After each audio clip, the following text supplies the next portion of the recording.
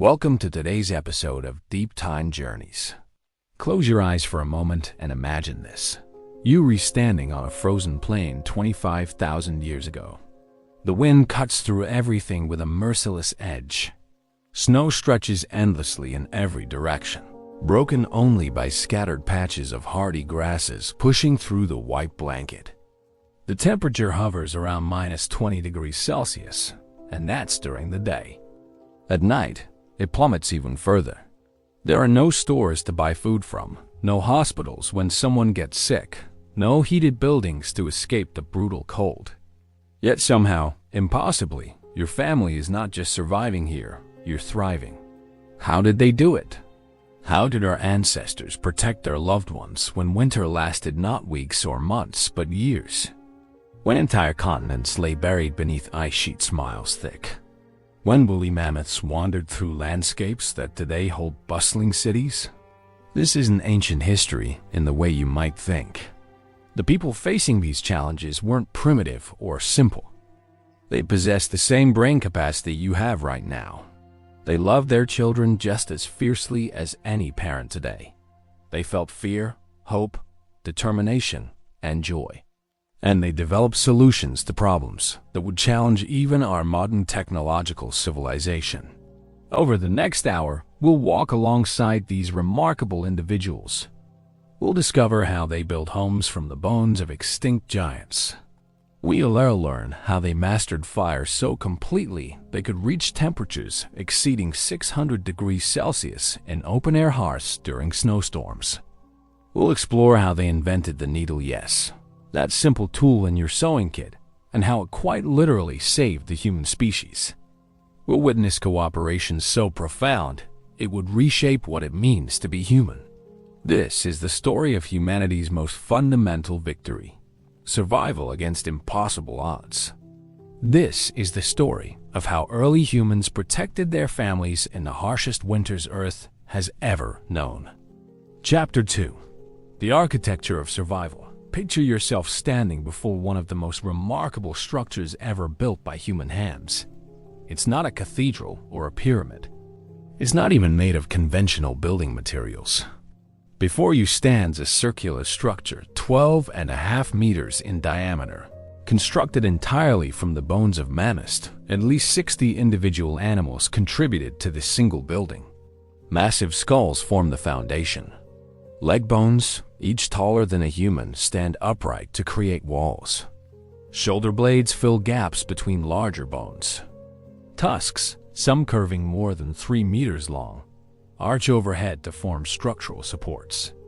This is architecture born of necessity, ingenuity, and an intimate understanding of available materials.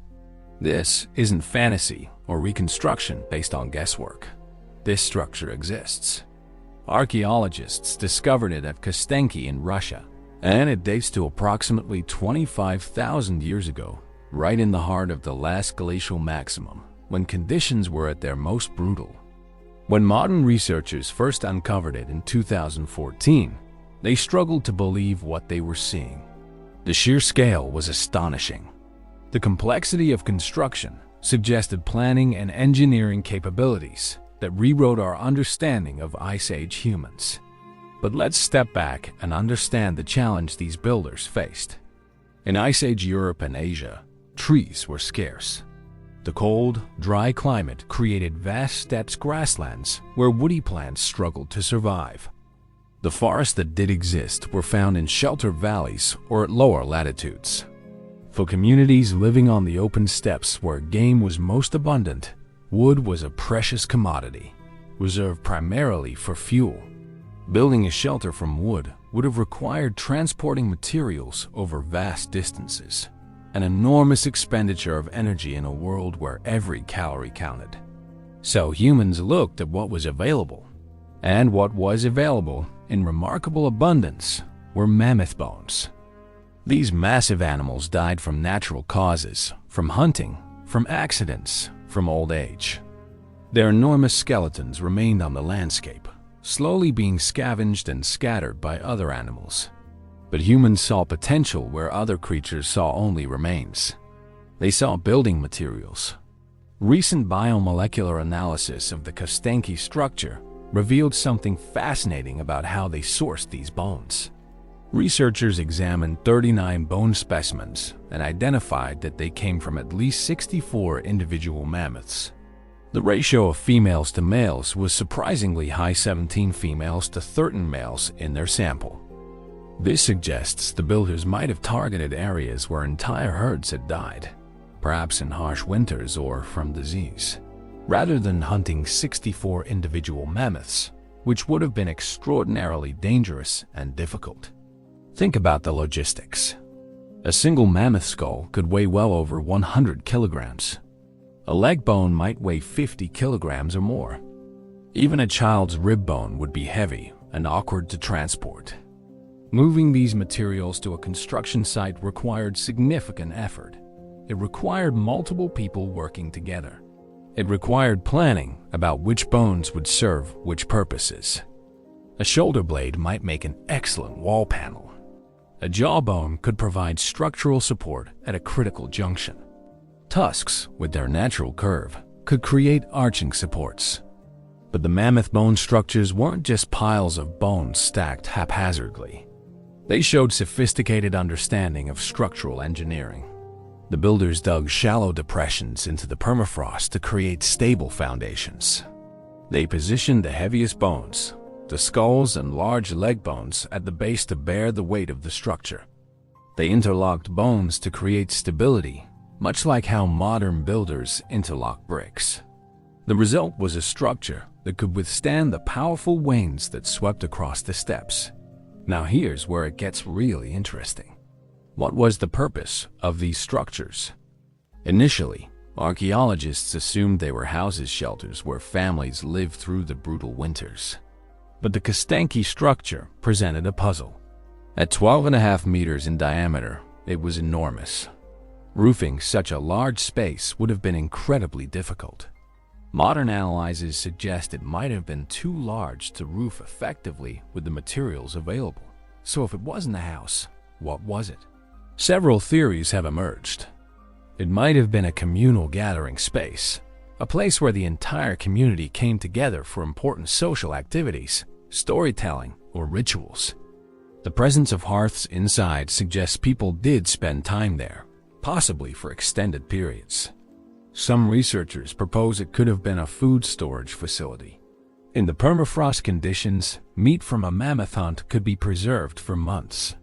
A large enclosed structure would protect stored food from scavenging animals while keeping it frozen.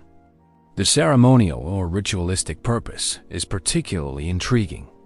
The sheer effort required to build such a structure, researchers estimate it would have taken many people, weeks or even months to complete, suggests it held special significance beyond mere practical function. Perhaps it served multiple purposes: storage during warmer months, ceremonial gathering space during important community events, and emergency shelter during the worst weather. Smaller structures at Merciless in Ukraine, dating to about 15,000 years ago, give us clearer pictures of actual dwellings. Here, archaeologists found 4 huts made from mammoth bones, together containing 149 bones. These structures were more modest, between 6 and 10 meters in diameter, clearly designed as family homes. The bones formed a circular or oval framework, and analyses of the structures suggest they were covered with animal hides and possibly sod, creating an insulated shell. Inside these homes, the layout reveals how families organized their living spaces. Central hearths provided heat and light. Around the hearths, families would have arranged sleeping areas, workspaces for tool making, and storage areas for food and supplies. The bones themselves provided insulation. Animal hides draped over the bone framework created an inner tent-like structure with an air gap between the hide and the bone wall, similar to modern double-pane windows. This air gap would have provided significant insulation. Temperature management was crucial. Outside, conditions might be minus 20 degrees Celsius or colder. Inside, with a fire burning and multiple bodies generating heat, temperatures could be maintained at livable levels. But managing that warmth required constant attention. Someone needed to tend the fire through the night. Smoke needed to escape likely through an opening at the top of the structure while heat was retained. The hide coverings needed periodic maintenance to repair damage from wind, ice, or wear. The construction techniques varied by location and available resources. In areas where rock shelters existed, natural overhangs, or shallow caves in cliff faces, humans made extensive modifications to improve weatherproofing. They would drape large animal hides from the overhangs to block piercing winds. Inside the rock shelter, they built internal tent-like structures from wooden poles covered with sewn hides, all arranged around a central hearth. The rock walls reflected heat and light back into the living space, making these modified shelters particularly efficient. During brief summer months when temperatures rose above freezing and the landscape transformed into boggy, mosquito-infested terrain, families moved out onto the open plains following game herds. Here, they constructed temporary shelters, dome-shaped huts, partially dug into the earth. The framework used whatever materials were available, sometimes mammoth bones, sometimes wood, sometimes a combination. The covering was always animal hides. These summer shelters were lighter, more portable, designed for a mobile lifestyle following game and gathering seasonal plants. The sophistication of Ice Age architecture goes beyond physical structures. It represents something profound about human cognition and social organization. Building even a simple mammoth bone hut required abstract thinking, the ability to imagine a structure that didn't yet exist and work backward to figure out how to create it. It required mathematical understanding, knowing how many bones of what sizes would be needed. It required engineering knowledge, understanding which designs would be stable and which would collapse. It required cooperation, multiple people working together toward a shared goal over extended periods. Consider the social implications. When you invest weeks or months of labor into building a permanent structure, you're making a statement about your intentions. You're saying, "We will return here. This place matters to us. This is worth the enormous effort." These structures created anchor points in the landscape, places that held meaning beyond mere physical shelter. They became the settings for countless family moments, births and deaths, celebrations and mourning, the passing of knowledge from old to young, the forging of bonds between individuals. The bones themselves tell stories. At Prehistoric, researchers found bones with decorative patterns carved into them, suggesting these weren't just utilitarian structures, but homes that people adorned, personalized, made beautiful in whatever ways they could. They found what appears to be one of the earliest known maps, geographical information engraved on a mammoth bone, possibly showing the surrounding terrain, water sources, or hunting grounds. These details reveal people who thought about their environment deeply, who recorded information, who wanted to make their mark on the world. Modern experiments have attempted to recreate these structures, and the results are revealing. When researchers try to build mammoth bone huts using authentic methods, they're struck by how effective these designs actually are. The bone framework is remarkably stable. The hide covering, when properly secured and maintained, provides excellent protection from wind and precipitation. The structures can maintain interior temperatures significantly above outside temperatures with relatively modest fires.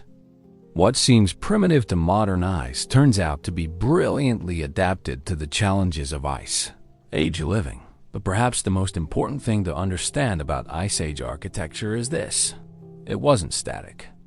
It evolved over thousands of years as people experimented, learned from failures, and passed successful innovations to the next generation. The structures found at sites 25,000 years old differ from those built 15,000 years ago.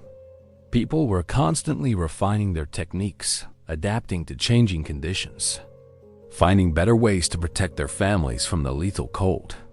These bones that humans transformed into shelter had once been living animals. part of the Ice Age ecosystem. In using them for construction, humans demonstrated a fundamental truth about our species. We are tool users and problem solvers of the highest order. We can take whatever materials our environment provides and transform them into what we need. We can imagine solutions that don't yet exist and bring them into being through cooperation and sustained effort. The mammoth bone houses of Ice Age Europe stand as monuments to human ingenuity, testaments to our ancestors' refusal to be defeated by circumstances that should have been insurmountable. Chapter 2. The Architecture of Survival. Picture yourself standing before one of the most remarkable structures ever built by human hands. It's not a cathedral or a pyramid. It's not even made of conventional building materials. Before you stands a circular structure 12.5 meters in diameter, constructed entirely from the bones of mammoths. At least 60 individual animals contributed to this single building. Massive skulls form the foundation. Leg bones, each taller than a human, stand upright to create walls. Shoulder blades fill gaps between larger bones. Tusks, some curving more than 3 meters long, arch overhead to form structural supports. This is architecture born of necessity, ingenuity, and an intimate understanding of available materials. This isn't fantasy or reconstruction based on guesswork. This structure exists.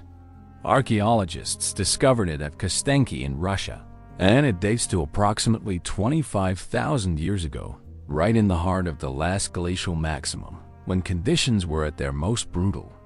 When modern researchers first uncovered it in 2014, they struggled to believe what they were seeing. The sheer scale was astonishing. The complexity of construction suggested planning and engineering capabilities that rewrote our understanding of Ice Age humans. But let's step back and understand the challenge these builders faced. In Ice Age Europe and Asia, trees were scarce. The cold, dry climate created vast steppes grasslands where woody plants struggled to survive. The forests that did exist were found in sheltered valleys or at lower latitudes. For communities living on the open steppes where game was most abundant, wood was a precious commodity, reserved primarily for fuel. Building a shelter from wood would have required transporting materials over vast distances, an enormous expenditure of energy in a world where every calorie counted. So humans looked at what was available, and what was available in remarkable abundance were mammoth bones. These massive animals died from natural causes, from hunting, from accidents, from old age. Their enormous skeletons remained on the landscape, slowly being scavenged and scattered by other animals. But humans saw potential where other creatures saw only remains. They saw building materials. Recent biomolecular analysis of the Kostenki structure revealed something fascinating about how they sourced these bones. Researchers examined 39 bone specimens and identified that they came from at least 64 individual mammoths. The ratio of females to males was surprisingly high, 17 females to 13 males in their sample. This suggests the builders might have targeted areas where entire herds had died, perhaps in harsh winters or from disease, rather than hunting 64 individual mammoths, which would have been extraordinarily dangerous and difficult. Think about the logistics. A single mammoth skull could weigh well over 100 kilograms. A leg bone might weigh 50 kilograms or more. Even a child's rib bone would be heavy and awkward to transport. Moving these materials to a construction site required significant effort. It required multiple people working together. It required planning about which bones would serve which purposes. A shoulder blade might make an excellent wall panel. A jawbone could provide structural support at a critical junction. Tusks, with their natural curve, could create arching supports. But the mammoth bone structures weren't just piles of bones stacked haphazardly. They showed sophisticated understanding of structural engineering. The builders dug shallow depressions into the permafrost to create stable foundations. They positioned the heaviest bones, the skulls and large leg bones, at the base to bear the weight of the structure. They interlocked bones to create stability, much like how modern builders interlock bricks. The result was a structure that could withstand the powerful winds that swept across the steppes. Now here's where it gets really interesting. What was the purpose of these structures? Initially, archaeologists assumed they were houses, shelters where families lived through the brutal winters. But the Kostanki structure presented a puzzle. At 12.5 meters in diameter, it was enormous. Roofing such a large space would have been incredibly difficult. Modern analyses suggest it might have been too large to roof effectively with the materials available. So if it wasn't a house, what was it? Several theories have emerged. It might have been a communal gathering space, a place where the entire community came together for important social activities, storytelling, or rituals. The presence of hearths inside suggests people did spend time there, possibly for extended periods. Some researchers propose it could have been a food storage facility. In the permafrost conditions, meat from a mammoth hunt could be preserved for months. A large enclosed structure would protect stored food from scavenging animals while keeping it frozen. The ceremonial or ritualistic purpose is particularly intriguing. The sheer effort required to build such a structure, researchers estimate it would have taken many people, weeks or even months to complete, suggests it held special significance beyond mere practical function. Perhaps it served multiple purposes: storage during warmer months, ceremonial gathering space during important community events, and emergency shelter during the worst weather. Smaller structures at Merciless in Ukraine, dating to about 15,000 years ago, give us clearer pictures of actual dwellings. Here, archaeologists found 4 huts made from mammoth bones, together containing 149 bones. These structures were more modest, between 6 and 10 meters in diameter, clearly designed as family homes. The bones formed a circular or oval framework, and analyses of the structures suggest they were covered with animal hides and possibly sod, creating an insulated shell. Inside these homes, the layout reveals how families organized their living spaces. Central hearths provided heat and light. Around the hearths, families would have arranged sleeping areas, workspaces for tool making, and storage areas for food and supplies. The bones themselves provided insulation. Animal hides draped over the bone framework created an inner tent-like structure with an air gap between the hide and the bone wall, similar to modern double-pane windows. This air gap would have provided significant insulation. Temperature management was crucial. Outside, conditions might be minus 20 degrees Celsius or colder. Inside, with a fire burning and multiple bodies generating heat, temperatures could be maintained at livable levels. But managing that warmth required constant attention. Someone needed to tend the fire through the night. Smoke needed to escape, likely through an opening at the top of the structure, while heat was retained. The hide coverings needed periodic maintenance to repair damage from wind, ice, or wear. The construction techniques varied by location and available resources. In areas where rock shelters existed, natural overhangs, or shallow caves in cliff faces, humans made extensive modifications to improve weatherproofing. They would drape large animal hides from the overhangs to block piercing winds. Inside the rock shelter, they built internal tent-like structures from wooden poles covered with sewn hides, all arranged around the central hearth. The rock walls reflected heat and light back into the living space, making these modified shelters particularly efficient. During brief summer months when temperatures rose above freezing and the landscape transformed into boggy, mosquito-infested terrain, families moved out onto the open plains following game herds. Here, they constructed temporary shelters, dome-shaped huts, partially dug into the earth.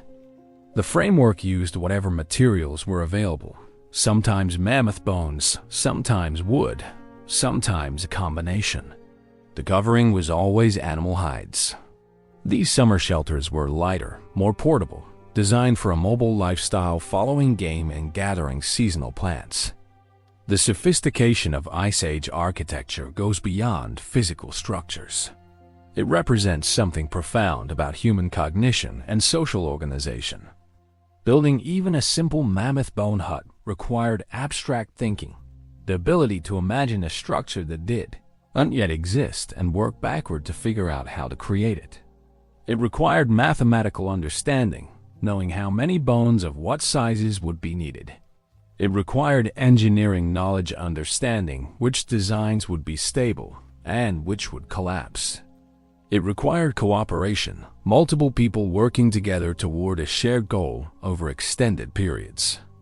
Consider the social implications. When you invest weeks or months of labor into building a permanent structure, you're making a statement about your intentions. You're saying, "We will return here. This place matters to us. This is worth the enormous effort." These structures created anchor points in the landscape, places that held meaning beyond mere physical shelter. They became the settings for countless family moments, births and deaths, celebrations and mourning, the passing of knowledge from old to young, the forging of bonds between individuals. The bones themselves tell stories. At Prehistoric, researchers found bones with decorative patterns carved into them, suggesting these weren't just utilitarian structures, but homes that people adorned. Personalized, made beautiful in whatever ways they could. They found what appears to be one of the earliest known maps, geographical information engraved on a mammoth bone, possibly showing the surrounding terrain, water sources, or hunting grounds. These details reveal people who thought about their environment deeply, who recorded information, who wanted to make their mark on the world. Modern experiments have attempted to recreate these structures, and the results are revealing. When researchers try to build mammoth bone huts using authentic methods, they're struck by how effective these designs actually are. The bone framework is remarkably stable. The hide covering, when properly secured and maintained, provides excellent protection from wind and precipitation. The structures can maintain interior temperatures significantly above outside temperatures with relatively modest fires. What seems primitive to modern eyes turns out to be brilliantly adapted to the challenges of Ice Age living. But perhaps the most important thing to understand about Ice Age architecture is this: it wasn't static. It evolved over thousands of years as people experimented, learned from failures, and passed successful innovations to the next generation. The structures found at sites 25,000 years old differ from those built 15,000 years ago. People were constantly refining their techniques, adapting to changing conditions, finding better ways to protect their families from the lethal cold. These bones that humans transformed into shelter had once been living animals, part of the Ice Age ecosystem. In using them for construction, humans demonstrated a fundamental truth about our species. We are tool users and problem solvers of the highest order. We can take whatever materials our environment provides and transform them into what we need. We can imagine solutions that don't yet exist and bring them into being through cooperation and sustained effort. The mammoth bone houses of Ice Age Europe stand as monuments to human ingenuity, testaments to our ancestors' refusal to be defeated by circumstances that should have been insurmountable. Chapter 3. Masters of the Sacred Flame. Fire is life. This truth, understood instinctively by every human who has ever lived, was never more literal than during the Ice Age. Without fire, humans could not survive even a single winter night at -20 degrees Celsius. Without fire, meat stayed frozen solid, impossible to chew or digest efficiently. Without fire, darkness ruled for up to 18 hours each day during winter, leaving humans vulnerable to predators whose eyes saw perfectly in conditions that left ours useless.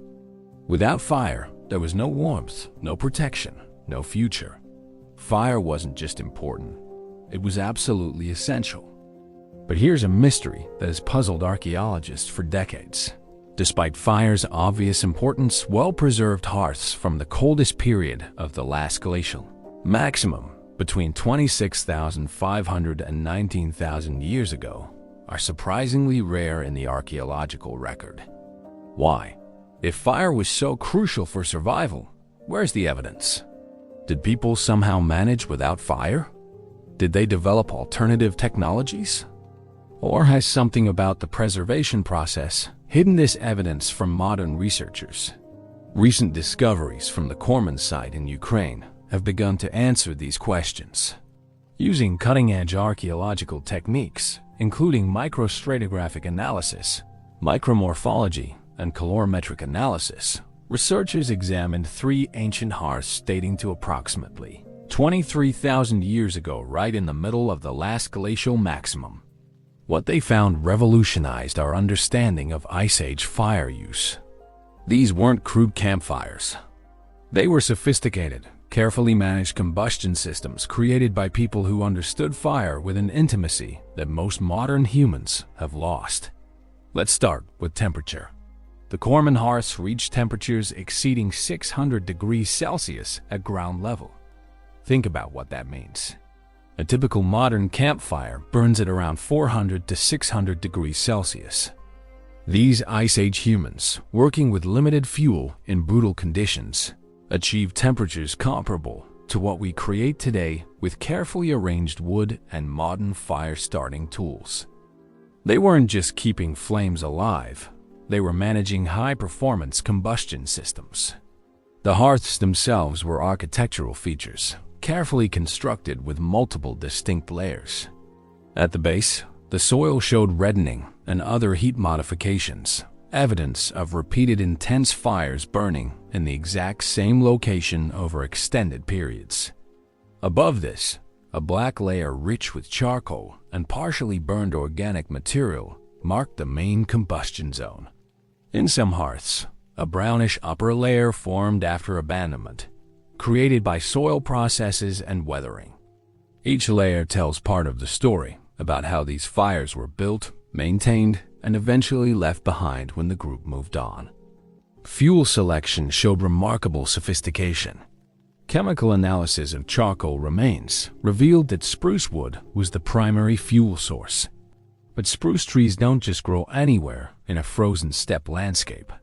Finding spruce would have required knowledge of where remnant populations of trees survived, perhaps in sheltered valleys, near water sources, or on south-facing slopes where conditions were slightly more hospitable. The effort required to obtain this wood would have been substantial. Trees would need to be located, felled using stone tools, sectioned into transportable pieces, and carried back to the settlement. Every piece of firewood represented hours of labor. But wood wasn't the only fuel. Animal bones found at the Korman site showed evidence of burning at temperatures exceeding 650 degrees Celsius. This raises fascinating questions. Were bones used deliberately as fuel, taking advantage of their fat content and long burning times? Or were they simply waste products from butchering and cooking that ended up in the fire? The answer is probably both. Bones with marrow could burn quite hot once the fire was well established. In times when wood was particularly scarce, knowing that bones could extend the fire's burning time would have been crucial knowledge. The construction of hearths varied based on their intended use. One of the Korman hearths was notably larger with thicker deposits of burned material, suggesting more intensive or longer-term use. Perhaps this was the community's main fire, kept burning continuously throughout the coldest months, the sacred flame that everyone depended on and that everyone helped maintain. The other hearths were smaller, possibly used for specific tasks like cooking particular foods, heat-treating tools, or providing warmth in different areas of the settlement. Fire management required constant attention and deep knowledge. Starting a fire in Ice Age conditions was no simple task. The most reliable method involved using a hard stone called pyrite, struck against flint to create sparks. These sparks would be directed onto carefully prepared tinder, perhaps dried grass, fungus, or bark that had been shredded into fine fibers. Getting that first tiny flame to catch required patience, skill, and often multiple attempts. Once lit, protecting the flame from wind while feeding it carefully calibrated amounts of fuel and oxygen was a constant challenge. Keeping a fire alive through the night was crucial. Letting the fire go out meant facing the dangerous and difficult task of starting it again in the morning when your hands were stiff with cold. Families developed systems for overnight fire maintenance. Perhaps the adults took turns staying awake to add fuel. Perhaps they developed techniques for banking fires, covering them with ash to slow combustion while keeping embers alive until morning. Perhaps they kept certain types of slow-burning materials specifically for overnight use. The social importance of fire cannot be overstated. The hearth became the center of family and community life. This is where people gathered when darkness fell, huddling close to the warmth, sharing food, telling stories, teaching skills to children, making plans, strengthening bonds. The firelight would have illuminated faces, created shadows that danced on shelter walls, provided a circle of warmth and safety in a world that was otherwise hostile and dangerous. Recent archaeological evidence suggests that some hearths were used for tens of thousands of years, with groups returning to the same locations generation after generation, rebuilding fires on the same sacred spots their ancestors had used. The practical applications of fire extended far beyond warmth. Cooking transformed food. Raw meat is difficult to chew and digest. Cooking breaks down tough proteins and makes nutrients more available. Studies show that cooking starches increases caloric yield by 12 to 35%, and cooking protein increases it by 45 to 78%. In an environment where every calorie counted, cooking wasn't just about making food taste better. It was about extracting maximum energy from limited resources. Cooking also killed parasites and bacteria, reducing disease. Fire enabled tool manufacture that would have been impossible otherwise. Many stone tools work better after heat treatment.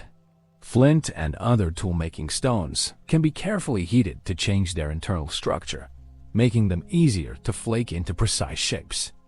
The process requires heating the stone to specific temperatures. Too cool and nothing happens. Too hot and the stone shatters. Ice Age people developed this knowledge through generations of experimentation, learning exactly how to use fire to improve their tools.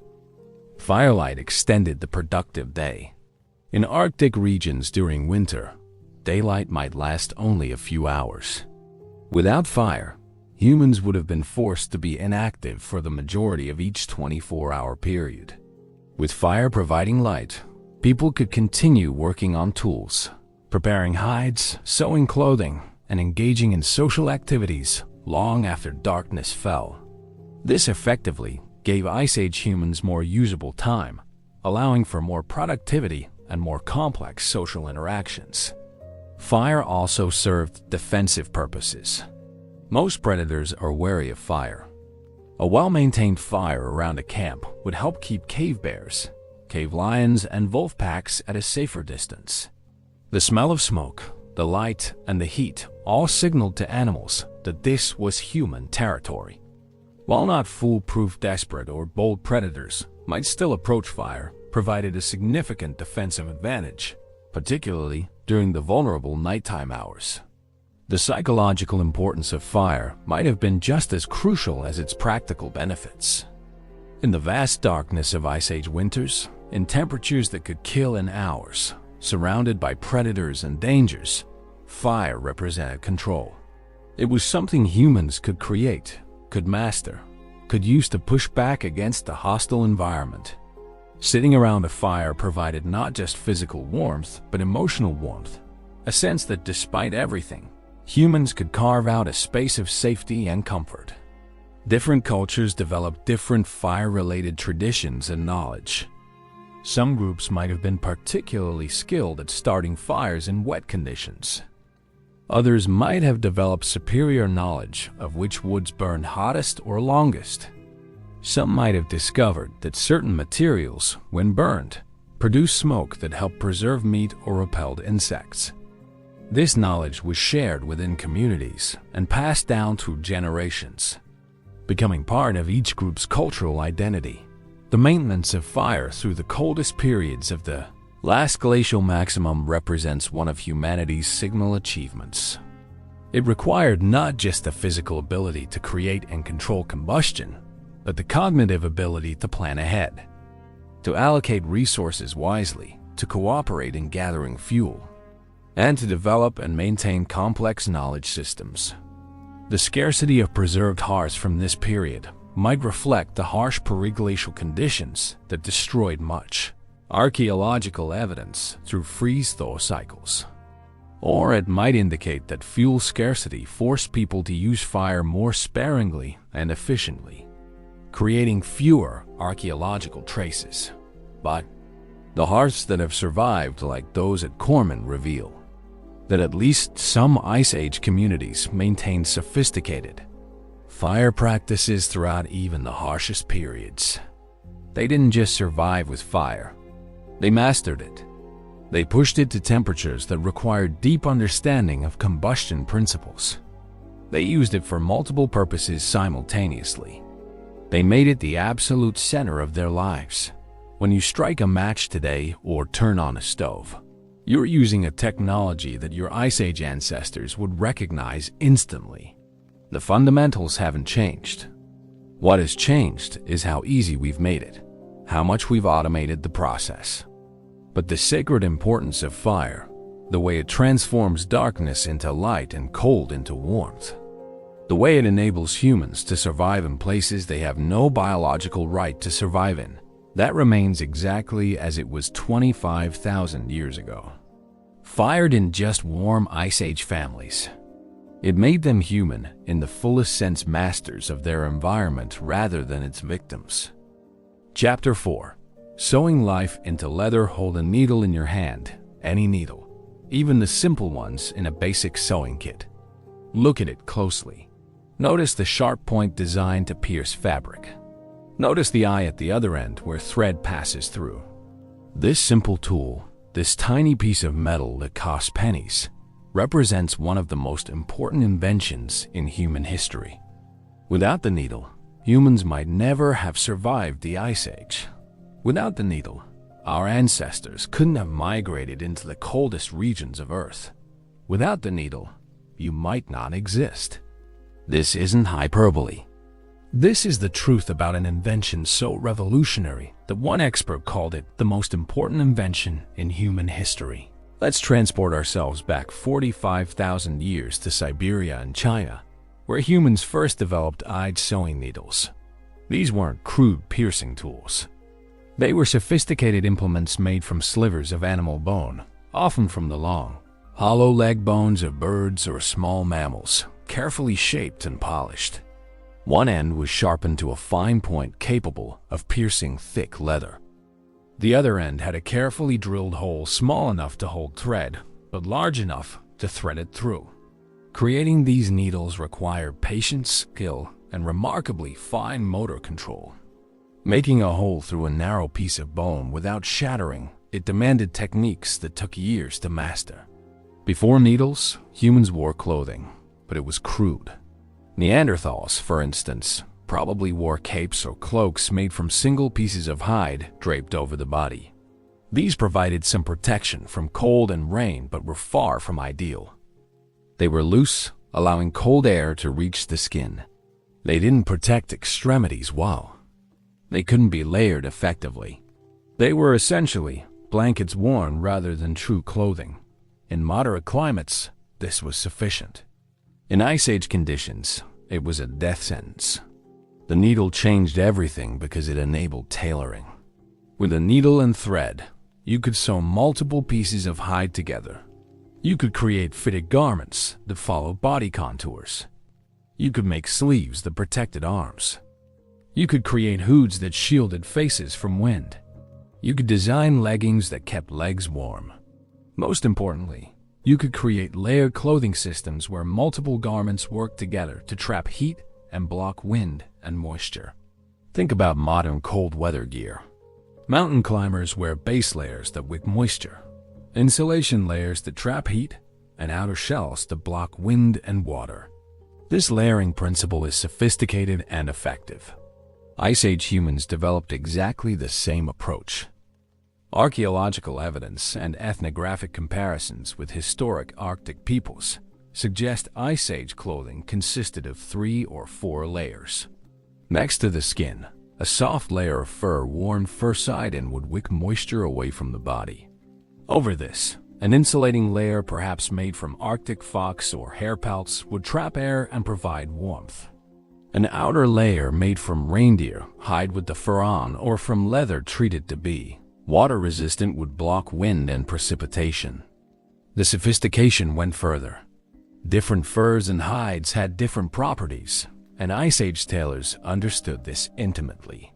Reindeer fur has hollow hairs that trap air, making it exceptionally warm. Arctic fox fur is dense and provides excellent insulation. Hare fur is soft and light, perfect for inner garments. Bird skins with feathers still attached could provide lightweight insulation. Evidence from later Ice Age sites shows that people sometimes used different materials for different parts of a single garment.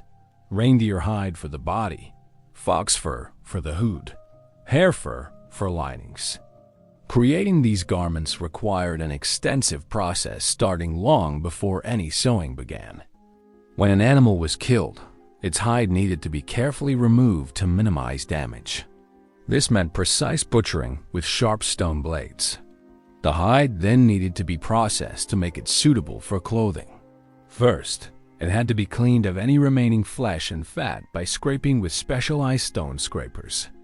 Then it needed to be treated to prevent rotting and to make it soft and pliable. Various methods existed: working animal brains into the hide, soaking it in solutions made from plants, smoking it over fires, or repeatedly wetting and stretching it. Once the hide was prepared, the real work began. A tailor would lay out pieces, planning how to cut them to create the desired garment shape. This required geometric thinking, understanding how flat pieces would fit together to create 3-dimensional forms. Measurements had to be estimated by eye or using body parts as guides.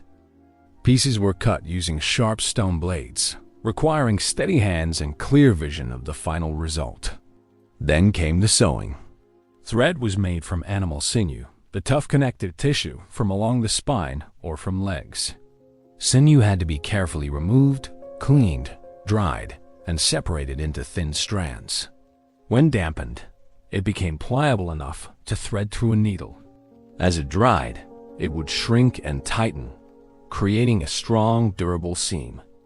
The actual sewing required pushing the needle through tough hide, pulling thread through, making stitches close enough together to prevent air gaps but not so close they weakened the hide. A single garment might require thousands of stitches, each one placed by hand, each one requiring force and precision. The time investment was enormous. Ethnographic studies of Arctic peoples who maintained traditional clothing production methods into the 20th century suggest that creating a complete set of winter clothing for one person might require 500 to 1,000 hours of work. That's roughly 3 to 6 months of full-time labor. For a family of 5, keeping everyone in adequate clothing would be a never-ending job. This work fell primarily to women, though men might help with hide preparation and occasionally with sewing. Children learned by watching and doing, starting with simple projects and gradually developing the skills to create complex garments. Recent archaeological discoveries have provided remarkable insights into Ice Age needlework. At the La Preel site in Wyoming, researchers found bone needles dating to around 13,000 years ago, made from the bones of foxes, hares, rabbits, bobcats, mountain lions, and even the now extinct American cheetah. The choice of bones wasn't random. These animals have leg bones that are long, relatively straight, and hollow perfect for making needles. The craftsmanship was extraordinary. These needles were sharp enough to pierce thick hide, fine enough to create small stitches, and polished smooth so they wouldn't catch or tear delicate materials. Evidence suggests that Ice Age clothing featured decorative elements. Needles of varying sizes found at archaeological sites indicate different types of stitching: wide, flat needles for heavy construction, narrow needles for fine detail work, perhaps even for embroidery. Beads made from shells, bones, teeth, and stones have been found at Ice Age sites, often with holes for threading. These weren't just practical, they were beautiful. People living in the harshest conditions imaginable still took time to make their clothing attractive, to express identity, to create beauty. The social implications of needle technology extend beyond individual survival. Clothing production created opportunities for cooperation and knowledge sharing. Experienced tailors could teach techniques to younger people. Groups could work together on large projects. The specialization of labor became possible. Those with exceptional sewing skills might focus more on clothing production, while others focused on hunting or tool making. The value of skilled tailors to group survival would have been immense, likely conferring social status. Clothing also enabled human migration into previously uninhabitable regions. Without tailored, layered clothing, humans simply could not survive in the coldest parts of Siberia, Northern Europe, or eventually North America. The eyed needle appeared in Siberia around 45,000 years ago. Human footprints at White Sands in New Mexico date to about 23,000 years ago, near the peak of the last glacial maximum. The connection is clear. Needle technology enabled the expansion of human populations into the Americas and other extreme environments. But clothing did more than just protect from cold. It created privacy and modesty concepts that became embedded in human culture. It allowed for the expression of individual and group identity through decoration and style. It provided a canvas for symbolic communication. Someone's clothing could indicate their status, family affiliation, age, or achievements. These social functions of clothing, enabled by the needle, helped create more complex social structures. The physical challenges of Ice Age clothing production should not be underestimated. Hands would become raw and calloused from pushing needles through resistant hide. Eyes would strain in firelight trying to place stitches precisely. Backs would ache from hours of hunching over work. Yet this work was literally life or death. A child without adequate winter clothing would freeze. A hunter whose garments failed in a blizzard would die of exposure. The pressure to produce quality clothing was absolute. Maintenance was a constant concern. Clothing wore out, tore, became soaked, and needed drying. Seams would fail and need resewing. Hides would stiffen and need retreatment. During the brief summers, clothing would need to be aired out, checked for damage from insects or mold, repaired as needed, and stored properly. Winter clothing was too valuable to risk losing to neglect. The needle also enabled the creation of other essential items. Bags and containers could be sewn from hide, allowing for better storage and transport of goods. Tents and shelter coverings could be created by sewing hides together into larger pieces. Footwear boots or moccasins required sewing, and good footwear was critical for preventing frostbite. Even simple items like mittens, which are far more effective than gloves for retaining warmth, required sewing. Archaeological reconstructions have attempted to recreate Ice Age clothing using authentic materials and methods. The results are impressive. These garments, when properly constructed, provide warmth equivalent to modern cold weather gear. They're durable, lasting multiple seasons with proper care. They're effective at blocking wind and shedding water. They're surprisingly comfortable when made by skilled hands. The ancient designs, refined over thousands of years of trial and error, were genuinely excellent solutions to the problem of surviving in extreme cold. Consider what happened to the Neanderthals, who apparently did not develop eyed needles or sophisticated tailored clothing. Despite being physically better adapted to cold with their stocky builds and living in Ice Age Europe for hundreds of thousands of years, they went extinct around 40,000 years ago. Homo sapiens, with our tropical origins and less cold-adapted bodies, survived and thrived. The difference may well have been the needle. Cultural innovation, our ability to invent, refine, and pass down technologies, allowed us to overcome our physical limitations. The knowledge required for clothing production was encyclopedic. A skilled tailor needed to know animal anatomy to understand hide properties. They needed to understand tanning chemistry and techniques. They needed geometric thinking for pattern layout. They needed engineering knowledge about seam placement and stress points. They needed fine motor skills honed through years of practice. They needed judgment about when to repair versus when to replace. This knowledge base, maintained and expanded over generations, represented one of humanity's first specialized technical fields. Children growing up in Ice Age families would have watched adults working on clothing constantly. It wasn't an occasional activity, but a perpetual necessity. Young children might have helped with simple tasks, gathering sinew, softening hides by chewing them, holding pieces together while adults sewed. As they grew, they would take on more complex tasks, eventually becoming skilled producers themselves. This intergenerational transfer of knowledge ensured that critical survival skills weren't lost. The needle did something else remarkable. It helped create human culture as we know it. By enabling survival in diverse environments, it allowed human populations to spread across the globe. Each population, facing different conditions, developed different clothing styles, different decorative traditions, different techniques. These differences became markers of identity, ways of saying, we are this people, and these are our ways. The needle literally helped weave the fabric of human cultural diversity. Think about the moment when the first person threaded sinew through a carefully drilled hole in a piece of bone, used it to sew two pieces of hide together, and realized this technique would allow for fitted clothing. That moment changed everything. It was an innovation as significant as the control of fire or the development of language.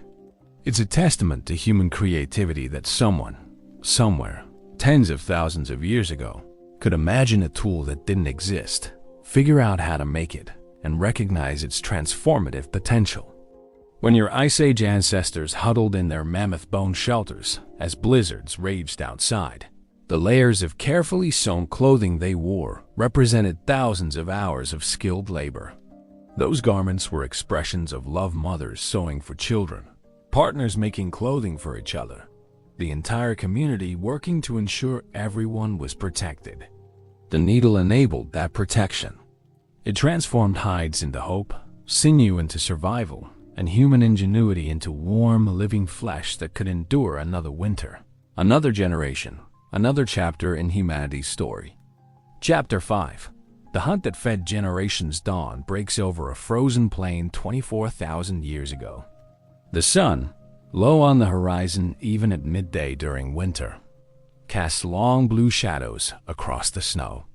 A group of 15 hunters move silently through the landscape, their breath forming small clouds that dissipate quickly in the bitter cold. They're tracking.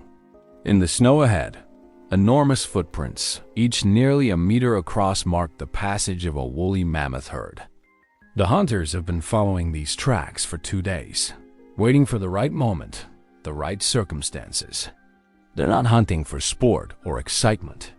They're hunting because their families are hungry, because stored food is running low, because a successful mammoth hunt could feed the entire community for months. Woolly mammoths were massive creatures. A typical adult bull stood over 3 meters tall at the shoulder and weighed around 6 tons, roughly the weight of 4 modern cars. They were covered in thick, shaggy fur that kept them warm in temperatures that would kill most mammals. Their curved tusks could extend over 3 meters and were formidable weapons. Their trunk, strong enough to uproot small trees, could easily kill a human with a single blow. They lived in family groups led by matriarchs, and they were intelligent, social animals. Hunting them wasn't just dangerous, it was potentially suicidal. Yet Ice Age humans did hunt mammoths, though probably not as frequently as popular imagination suggests. Recent research indicates that scavenging mammoth carcasses, finding animals that had died from natural causes, Disease or accidents was likely more common than actual hunting. But hunting did occur, and the evidence for it is undeniable. A 20-5-1000-year-old mammoth rib found in Poland has a stone projectile point embedded in it. Mortuary marks on mammoth bones show humans processing these animals for meat, hide, and other resources.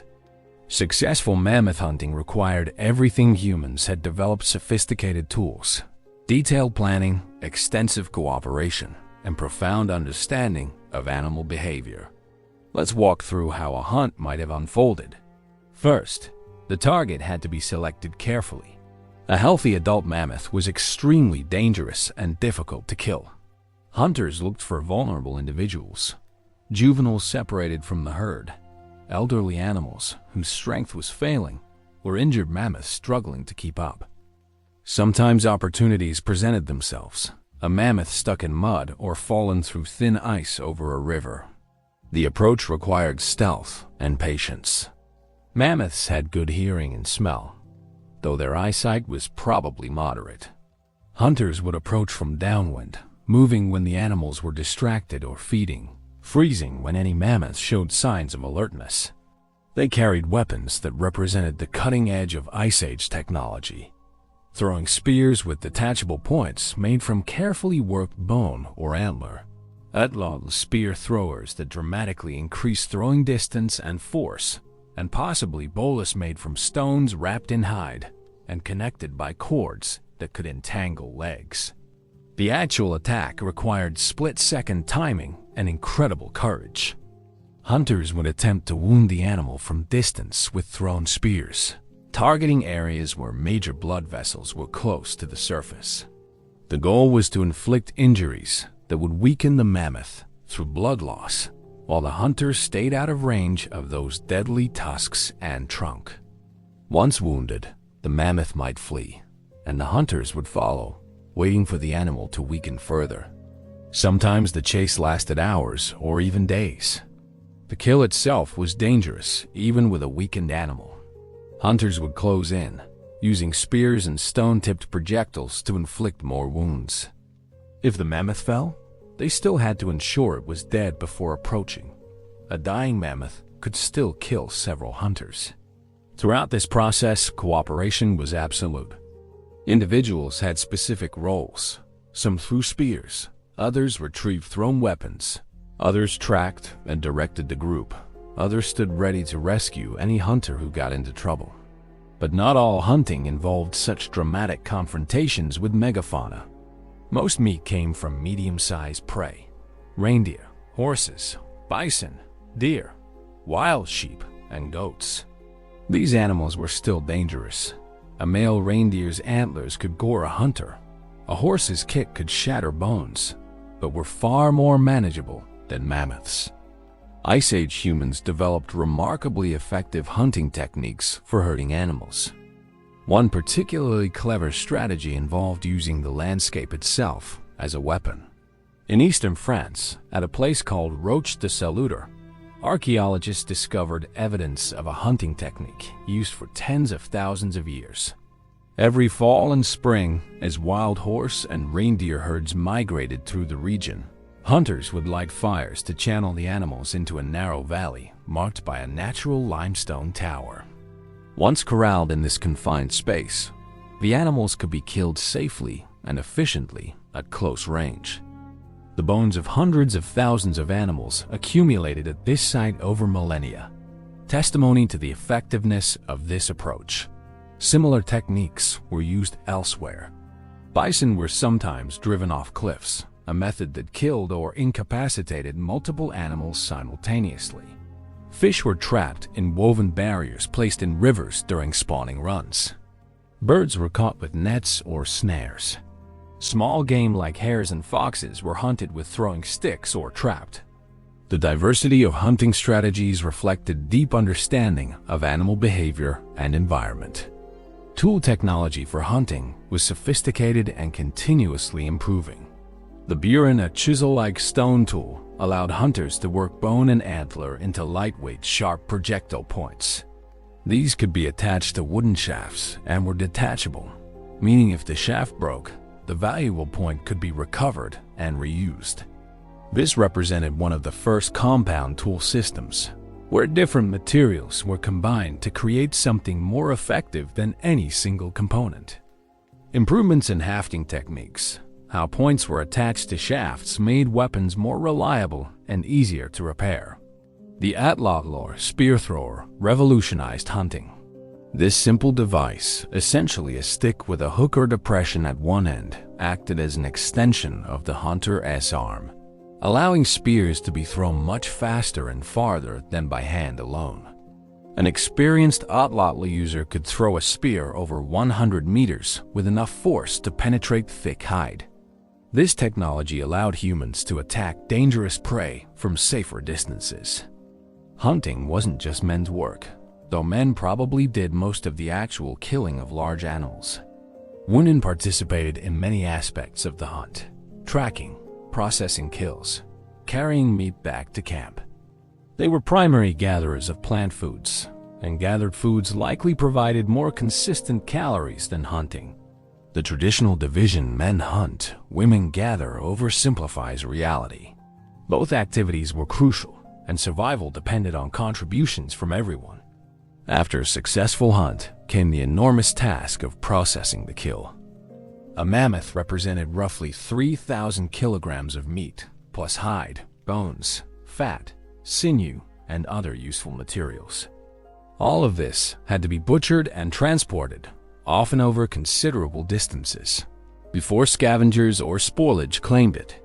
Butchering required specialized stone tools, large hand axes for heavy cutting, smaller blades for precise work, scrapers for cleaning hide. The work had to be done efficiently. Every moment spent at a kill site was a moment vulnerable to predators attracted by the smell of blood. Meat preservation was critical. During winter, the permafrost acted as a natural freezer. Meat could be cached in pits dug into the frozen ground, where it would remain preserved for months. During warmer seasons, meat was dried in thin strips, smoked over fires, or stored in cool, shaded locations. Fat was particularly valuable. It provided concentrated calories and could be rendered and stored. Bone marrow, rich in nutrients, was extracted by cracking bones open. Nothing was wasted. The social implications of hunting were profound. Large game hunts required cooperation, not just during the hunt itself, but in sharing the results. No single family could consume an entire mammoth before it spoiled. Sharing meat created and reinforced social bonds, established reciprocal obligations, and ensured that everyone benefited from successful hunts. This sharing wasn't altruism, it was practical. The hunter who shared generously when successful could expect to receive shares when others were successful. Over time, this created networks of mutual support that were essential for survival. Hunting also drove cognitive development. Planning a hunt required abstract thinking, imagining future scenarios, and working backward to determine actions needed today. It required understanding of probability and risk. It required communication. Hunters needed to coordinate actions, and this likely drove the evolution of more sophisticated language. It required teaching and learning experienced hunters passing knowledge to younger people, who would eventually become teachers themselves. The ecological impact of human hunting during the Ice Age is still debated by scientists. Some megafauna extinctions, mammoths, giant ground sloths, saber-toothed cats occurred as climates warmed at the end of the Ice Age around 11,000 years ago. Did human hunting contribute to these extinctions, or were they primarily caused by climate change and habitat loss? The answer is probably both. Humans were certainly capable of hunting these animals to local extinction, and archaeological evidence shows intensive hunting at some sites. But climate change was also dramatically altering habitats and food sources. What's clear is that Ice Age humans were apex predators, top of the food chain in a way that would have seemed impossible for a species without claws, fangs, or natural armor. They achieved this position through intelligence, cooperation, and technology. They studied animal behavior with scientific precision, learning migration patterns, feeding habits, social structures, and vulnerabilities. This knowledge, accumulated over generations, was as important as any physical weapon. Hunting stories were probably among the most important narratives told around Ice Age hearths. Successful hunts would be recounted in detail, not just for entertainment, but as teaching tools. Young people learned strategies, techniques, animal behavior, and the crucial importance of cooperation by hearing these stories repeatedly. The successful hunter gained prestige, but the story of the hunt became community property, shared knowledge that increased everyone's chances of future success. Imagine being a child in an Ice Age family. You'd grow up hearing about hunts, watching adults repair weapons and plan strategies. You'd participate in small hunts for rabbits or birds, learning basic skills. You'd help process kills, learning anatomy and butchering techniques. By the time you were a young adult, you'd have accumulated years of practical and theoretical knowledge. Your first major hunt wouldn't be a blind gamble, but the culmination of a lifetime of education. The hunt fed families, but it did something equally important. It shaped human nature. The need for cooperation, planning, risk assessment, and knowledge sharing created selection pressure for traits that define modern humans. Our ability to work in groups toward long-term goals, our capacity for sophisticated planning, our skill at reading social situations and understanding others' intentions. These capabilities were honed in the crucible of Ice Age hunting. When archaeologists excavate Ice Age sites and find carefully crafted spear points, systematically butchered animal bones, and evidence of fire-damaged rocks used for boiling, they're seeing the material remains of this profound transformation. Behind each artifact is a human story. The hunter who made this point and carried it on a dangerous hunt. The family who cooked this meat and shared it with neighbors. The children who watched and learned and eventually took their own places in the endless cycle of hunting and gathering that sustained Ice Age communities. The hunt that fed generations wasn't just about food. It was about becoming fully human, developing the cooperative, cognitive, and cultural capabilities that would eventually allow our species to inhabit every environment on Earth. In the frozen landscapes of the Ice Age, with survival hanging by a thread, hunting wasn't just an activity. It was education, social bonding, risk management, and the foundation of human society. And it worked. We're here, 25,000 years later, because our ancestors mastered the hunt and passed that mastery to their children, generation after generation, ensuring that each winter would have enough food to carry their families through to spring. Chapter 6. Bonds Stronger Than Ice Picture. A scene that has played out countless times throughout human history. An elderly woman sits by a fire, her weathered hands working sinew through leather, creating a winter coat for her granddaughter. Nearby, her daughter tends the fire while simultaneously watching 3 small children play with carved bone toys. A young man enters the shelter carrying firewood, and the woman thanks him, not her son, but the son of a family who lives in the adjacent shelter, returning a favor from weeks earlier when her family shared meat from a successful hunt. This scene, mundane and yet profound, reveals the fundamental truth about how humans survived the Ice Age. We did it together. Human beings are social primates. We evolved from ancestors who lived in groups, and our psychology reflects this deeply. But during the Ice Age, human social organization evolved beyond what any other primate species had achieved. We developed cooperation at scales and levels of complexity that were unprecedented in the natural world. This wasn't just helpful, it was absolutely necessary. No individual human, regardless of how skilled or strong, could survive alone in Ice Age conditions. Survival required the coordinated effort of the entire community. Let's start with the basic social unit, the family.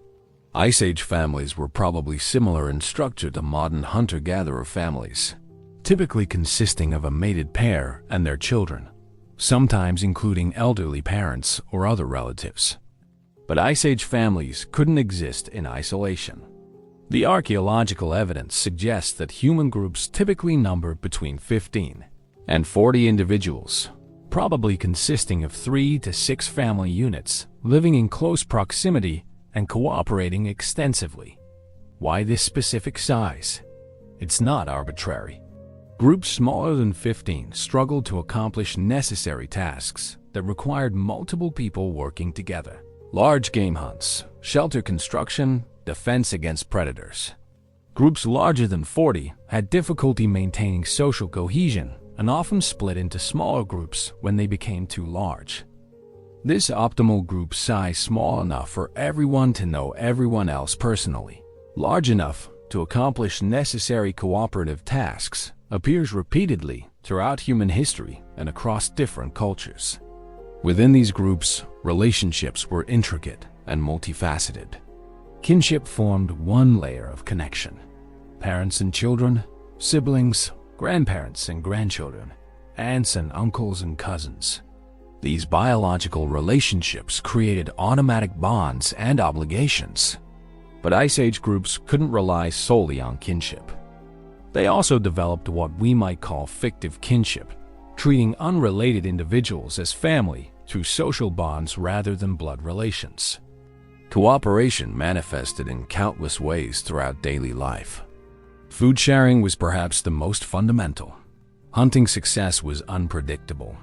You might succeed brilliantly one week and fail for the next 3. Your neighbor might experience the opposite fortune. By sharing when successful and receiving shares when unsuccessful, families could smooth out the inevitable fluctuations, ensuring more consistent nutrition for everyone. This wasn't simple charity. It was sophisticated reciprocal exchange that required memory, trust, and social pressure to maintain. Recent anthropological research has revolutionized our understanding of Ice Age cooperation. Studies of modern hunter-gatherer societies, our best window into ancestral lifestyles, reveal that these communities maintain incredibly detailed mental accounting of social obligations. Who helped whom, when, with what, and to what degree. All of this information is tracked mentally and influences future interactions. Debts are remembered, but so is generosity. Reputation matters intensely in small communities where everyone knows everyone else. The archaeological record provides tantalizing glimpses of Ice Age social life. Personal ornaments like beads, pendants, and carved figurines suggest that people adorned themselves and valued aesthetics even in the harshest conditions. These ornaments probably communicated social information: age, status within the group, family affiliation, perhaps accomplishments or special skills. A particularly fine necklace might indicate a skilled hunter or a respected elder. Sharing similar ornament styles might indicate group membership. Trade networks extended far beyond individual communities. At the Merciless site in Ukraine, researchers found amber in shells that came from distances of 350 to 500 kilometers away. These materials had no practical value. They didn't provide calories or warmth. They were purely symbolic. The fact that people traveled such enormous distances to obtain them, or that trade networks extended across such vast territories, reveals that Ice Age humans valued social connection and symbolic expression enough to invest considerable effort in their pursuit. These long-distance connections weren't just about obtaining pretty objects. They created alliances between groups, established communication networks, provided information about distant resources and conditions, and most importantly, created opportunities for intermarriage. Genetic studies of ancient DNA show that Ice Age populations, though dispersed across vast territories, maintained gene flow through intergroup mating.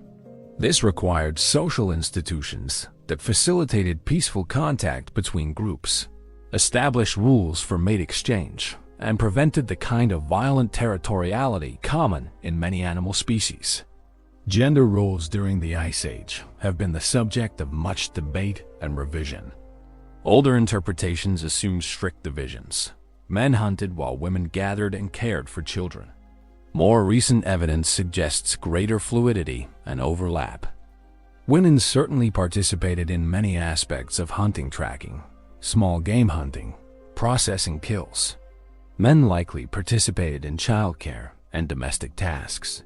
What mattered was that all necessary tasks were accomplished and that individuals contributed according to their abilities and inclinations. Elder members of the community played crucial roles despite no longer being physically capable of the most demanding work. They were repositories of knowledge, having lived through multiple cycles of climate variation and remembered successful strategies for dealing with various challenges. When should we expect the reindeer migration? What plants are safe to eat? How do you treat a deep cut to prevent infection? Where are the best flint sources? This knowledge, accumulated over lifetimes, was irreplaceable.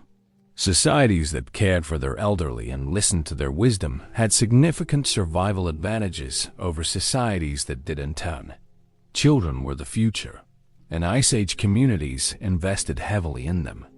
Archaeological evidence shows that children were given toys and had opportunities for play, but play served serious purposes.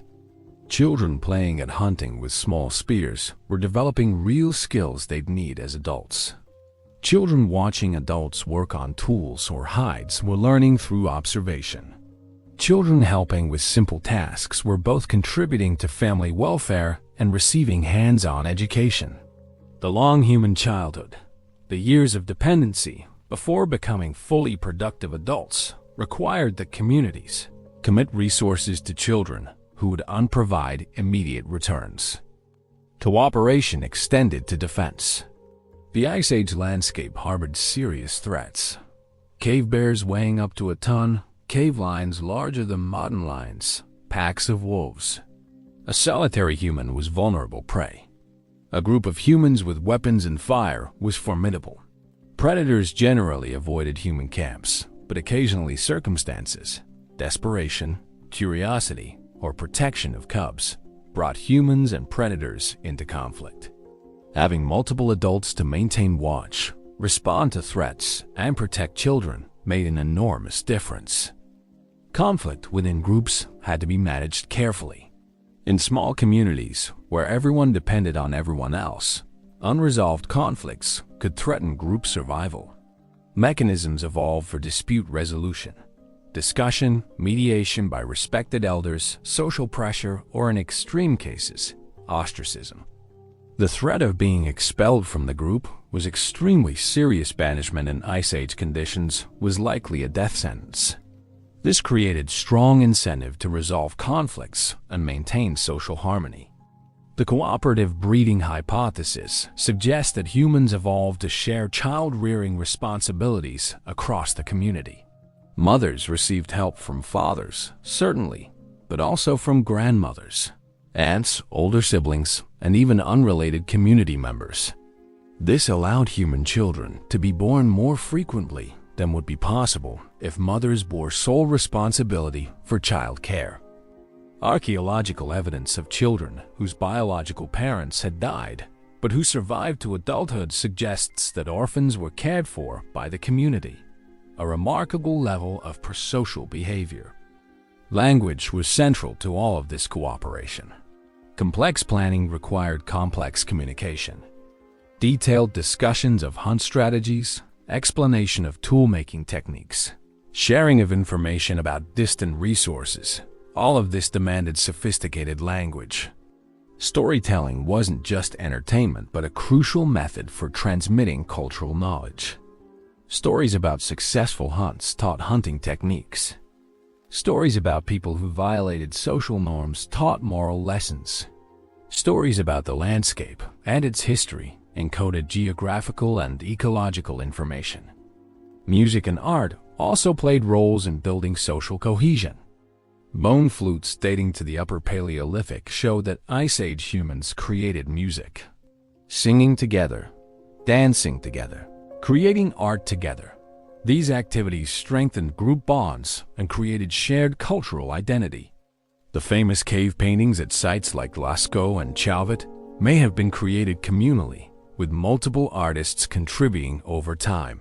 serving as focal points for social gatherings and ritual activities. Ritual and symbolic behavior expanded dramatically during the Ice Age.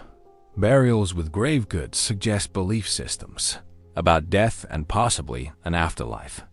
Personal ornaments and cave art reveal symbolic thinking. Some researchers suggest the development of animistic religions were natural. Phenomena and animals were thought to have spirits. These belief systems would have provided frameworks for understanding a world that was often unpredictable and harsh, while also creating shared worldviews that reinforced group identity. The neurobiological basis for this cooperation is fascinating. Humans have evolved specialized brain systems for social cognition, recognizing faces, reading emotions, understanding intentions, maintaining mental models of relationships, feeling empathy. These capabilities are supported by specific brain regions and neurotransmitter systems. Oxytocin, often called the bonding hormone, promotes social attachment and trust. Dopamine rewards cooperative behavior. Our brains are literally wired for social connection. But cooperation wasn't automatic or effortless. It required constant maintenance through reciprocal exchange, communication, and social pressure. Free riders, individuals who took benefits without contributing their share, had to be identified and sanctioned. Cheaters had to be remembered and their reputations tracked. Conflicts had to be resolved. All of this required significant cognitive effort and emotional labor. Modern humans sometimes romanticize ancestral communities as perfectly harmonious, but the reality was probably more complex. Ice Age groups certainly experienced jealousies, resentments, conflicts, and tensions, just as modern groups do. What distinguished the successful groups from unsuccessful ones was not the absence of conflict, but the ability to manage it, to maintain cooperation despite individual interests that sometimes diverged from group interests. The groups that survived the Ice Age were those that solved these cooperation problems most effectively. Over thousands of years, cultures evolved social institutions, norms, rules, expectations that facilitated cooperation. These institutions varied between groups, creating cultural diversity, but all successful groups maintained some system for sharing resources, resolving conflicts, transmitting knowledge, and maintaining group cohesion. Archaeological sites sometimes reveal poignant evidence of social bonds. At Sungir in Russia, researchers found the 30,000-year-old burial of an elderly man alongside two children, all adorned with thousands of ivory beads that must have taken enormous time to create. The children appear to have been cared for despite physical disabilities that would have prevented them from being fully productive members of the group. This burial tells a story of a community that valued its members for more than just economic productivity, that cared for the vulnerable, that created beautiful things to honor the dead. When elderly grandmothers sewed clothing for grandchildren, they weren't just protecting those children from cold. They were expressing love, passing on skills, strengthening family bonds, and ensuring that knowledge flowed from one generation to the next. When hunters shared meat from a successful kill, they weren't just distributing calories. They were maintaining the reciprocal networks that would ensure their own families would eat when their own hunts failed. When communities gathered around fires to tell stories, they weren't just entertaining themselves. They were building shared cultural identity, transmitting crucial knowledge, and reinforcing the social bonds that made survival possible. The bonds that held Ice Age communities together were indeed stronger than ice. They had to be. Physical survival required food, shelter, warmth, and protection. But human survival required something more: connection, cooperation, and care. The harsh environment of the Ice Age didn't just select for individuals with the right physical or cognitive traits. It selected for groups that could work together effectively, that could maintain cooperation under stress, that could pass knowledge across generations, and that valued each member's contribution to collective survival. These bonds, forged in the crucible of Ice Age winters, became fundamental to human nature. When you help a neighbor, when you share with family, when you cooperate with colleagues, when you teach children, when you care for elderly parents, you re-expressing social instincts that were shaped by the selection pressures of Ice Age life. Your ancestors who successfully cooperated left more descendants than those who didn't. You exist because countless generations of your ancestors succeeded in building bonds strong enough the harshest conditions Earth has ever thrown at humanity. Chapter 7. Knowledge written in stone and estio. Or imagine you're a young person in an Ice Age community, perhaps 13 or 14 years old. You sit near the fire as darkness falls, and your grandmother begins to tell a story you've heard many times before, but tonight you listen differently. She describes the reindeer migration, when the herds arrive, which routes they take, how to recognize the lead animals, where to position hunters for the best chance of success. She describes it in such vivid detail that you can picture every element. She uses gestures to illustrate movements, mimics sounds the animals make, describes the landscape features that mark the migration routes. This isn't entertainment, though it's certainly engaging. This is education. This is your survival training. This is how knowledge flows from one generation to the next, ensuring that hard-won lessons aren't lost when their discoverers die. The transmission of knowledge was perhaps the single most important factor in human survival during the Ice Age. Unlike most animals, which rely primarily on instinct and simple observational learning, humans developed the ability to accumulate cultural knowledge across generations. Each generation could build on what previous generations had learned, creating a ratchet effect where knowledge continually expanded rather than having to be rediscovered from scratch. Language was the primary vehicle for this transmission. Linguistic anthropologists believe that by the time of the last glacial maximum, humans possessed fully modern language capabilities. We could discuss abstract concepts, describe events that hadn't happened yet, explain complex processes, and tell elaborate stories. We could name things, creating shared vocabularies that allowed precise communication about plants, animals, tools, places, and techniques. Consider the depth of ecological knowledge required to survive. You needed to know dozens or hundreds of plant species, which were edible, which were poisonous, which had medicinal properties, which provided materials for cordage or tools. You needed to know when each plant was available, where it grew, how to identify it, how to process it.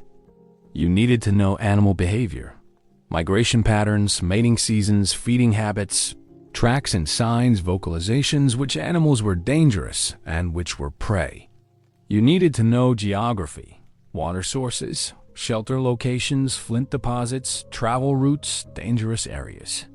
You needed to know weather, reading clouds and wind to predict storms, understanding seasonal patterns, recognizing signs of climate shifts. This knowledge base was encyclopedic, far beyond what any individual could discover in a single lifetime. It had to be transmitted culturally, and the most effective transmission method was storytelling. Stories are memorable in ways that simple facts aren't. Stories engage emotions, create mental imagery, provide narrative structure that aids recall. A story about a hunter who ignored warning signs and was killed by a cave bear teaches caution far more effectively than simply saying cave bears are dangerous. Cave art represents one of the most fascinating forms of Ice Age knowledge transmission. The paintings at Lascaux, Chauvet, and other sites aren't random doodles. They're detailed, accurate representations of animals created by people with intimate knowledge of their subjects. Wildlife biologists examining these paintings can identify the species, determine the season based on coat condition, and recognize behavioral details. The artists weren't just documenting what they saw, they were demonstrating profound understanding of the natural world. These paintings may have served multiple purposes. They were certainly art, expressions of creativity and aesthetic sense. They may have had ritual or spiritual significance, but they were also educational tools. A young hunter studying these paintings could learn what a healthy reindeer looks like, how bison move, the relative size of different prey animals. The paintings were, in a sense, textbooks written on cave walls, preserving knowledge about the animals the communities depended on for survival. Toolmaking.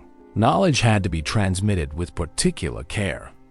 Creating effective stone tools required understanding geology, which stones worked for which purposes. It required understanding fracture mechanics, how to strike a stone to produce the desired flake. It required fine motor skills, developed through years of practice. Master craftspeople would demonstrate techniques, while apprentices watched and attempted to replicate the process. Failed attempts littered workshop areas. Archaeologists find thousands of broken and discarded pieces for every finished tool. Testimony to the learning process. The evolution of tools during the Ice Age reveals accumulating knowledge. Early tools were relatively simple. Over time, techniques became more sophisticated. Pressure flaking allowed finer control. Heat treatment made stones easier to work. Hafting techniques became more reliable. Each innovation, once discovered, could be passed to others and refined further. This cumulative cultural evolution depended entirely on knowledge transmission. If knowledge couldn't be passed on, each generation would have to start from scratch. Geographical knowledge was literally vital. Knowing the landscape meant knowing where to find resources in different seasons, where to shelter during storms, which routes were safest for travel, where predators tended to be. Some researchers interpret the abstract geometric signs found in many Ice Age caves lines, dots, grids, curves, as possible maps or geographical notations. While controversial, the idea isn't implausible. The bone map found at Prehistoric might represent geographical information, encoded in a durable medium. Social knowledge was equally important. Children needed to learn not just technical skills, but social rules, how to behave in different situations, how to resolve conflicts, how to maintain relationships, what obligations existed between kin and non-kin, what behaviors were expected or prohibited. This knowledge was transmitted through explicit teaching, through observing adult behavior and its consequences, and through stories that illustrated social principles, medical and healing. Knowledge developed over generations of observation and experimentation. Which plants reduced fever or pain? Which substances helped wounds heal? How should you treat frostbite, burns, broken bones? This knowledge was discovered slowly, through trial and error, with many failures along the way. But successful treatments were remembered, taught, and became part of the community's knowledge base. Archaeological evidence of healed fractures and survived injuries shows that Ice Age people had some understanding of medical care. The concept of apprenticeship, learning by doing under guidance of an expert, was probably fundamental to Ice Age education. A young person learning to hunt wouldn't just hear about it. They'd accompany experienced hunters, starting with small prey and gradually taking on more challenging tasks. Someone learning hide processing wouldn't just be told the steps. They'd work alongside experts, making mistakes, receiving correction, gradually developing skill through repetition and feedback. Seasonal knowledge was critical. The Ice Age world was highly seasonal, with dramatic differences between summer and winter conditions.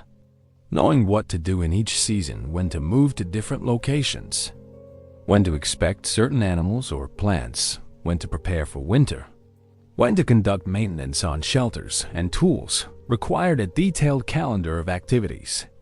Without written records, this calendar existed in collective memory, maintained through stories and observation of natural signs. Astronomical knowledge helped track time. The phases of the moon provided a monthly calendar. The changing position of stars and constellations marked the passage of seasons. Some researchers suggested notational systems, sequences of marks on bones or cave walls, might represent lunar calendars or tracking of other time periods. While interpretation of these marks is speculative, the presence of repeated patterns suggests some form of record keeping or notation. The social organization of knowledge is fascinating to consider. Did some individuals specialize as knowledge keepers, memorizing vast amounts of information and serving as community references?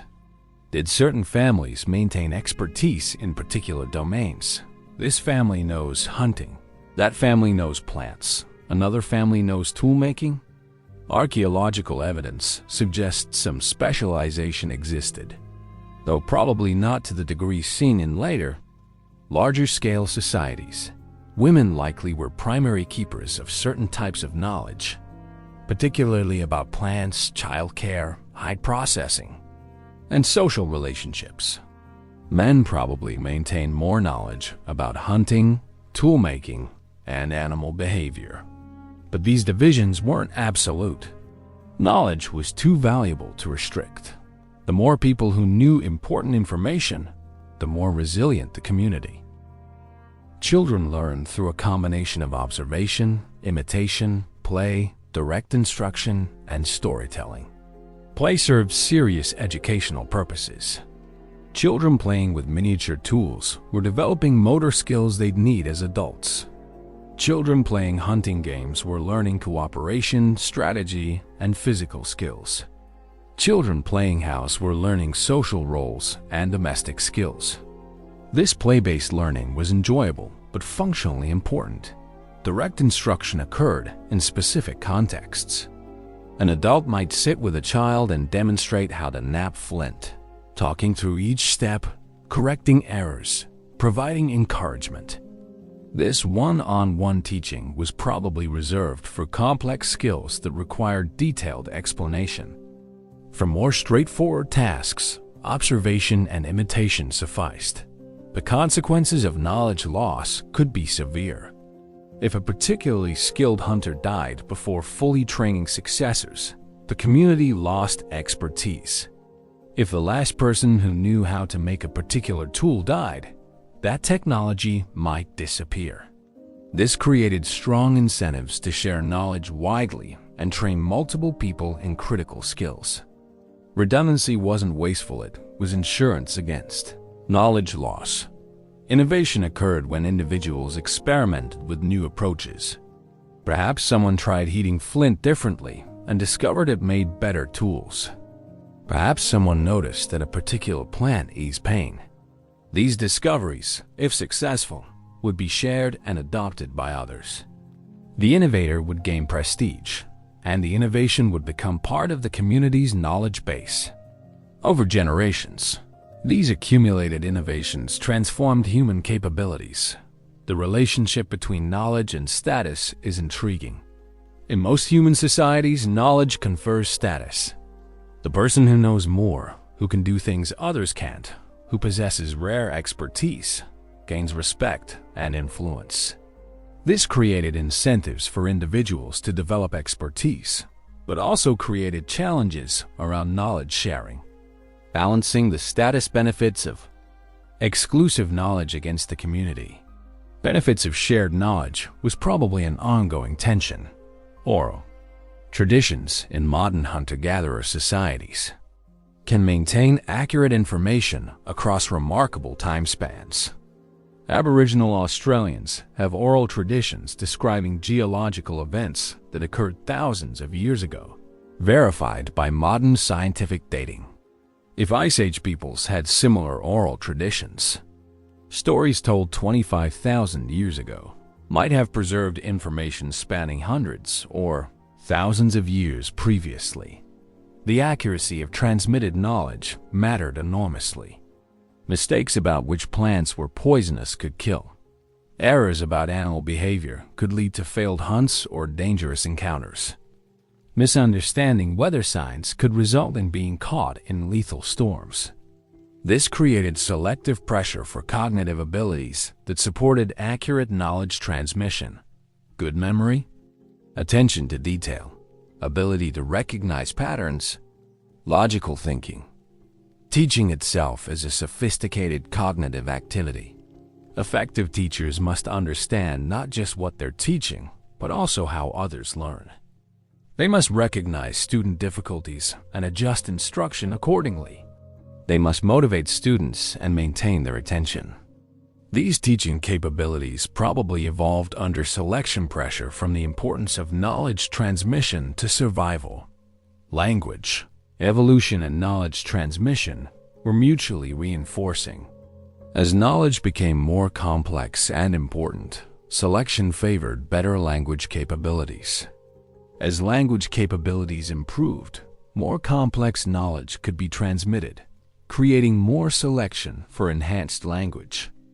This positive feedback loop drove the evolution of human cognitive and linguistic capabilities. The material culture of Ice Age peoples, their tools, ornaments, structures, represents crystallized knowledge.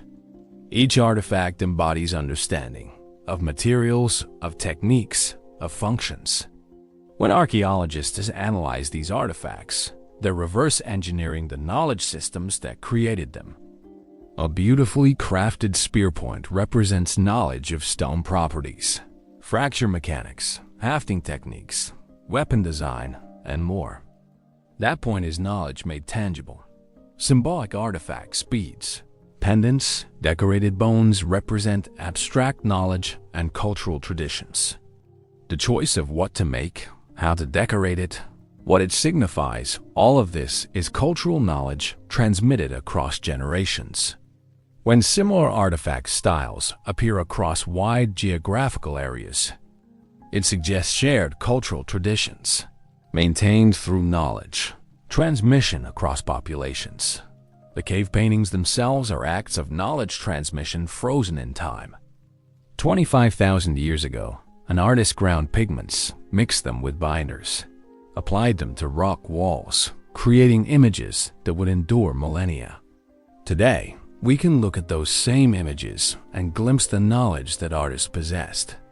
We can see the animals they knew intimately, the world they lived in, the skills they mastered. It's one of the most direct connections we have to the minds of Ice Age peoples. Knowledge wasn't static but dynamic, constantly being tested against reality. When hunts failed or succeeded, people reflected on why and adjusted their understanding.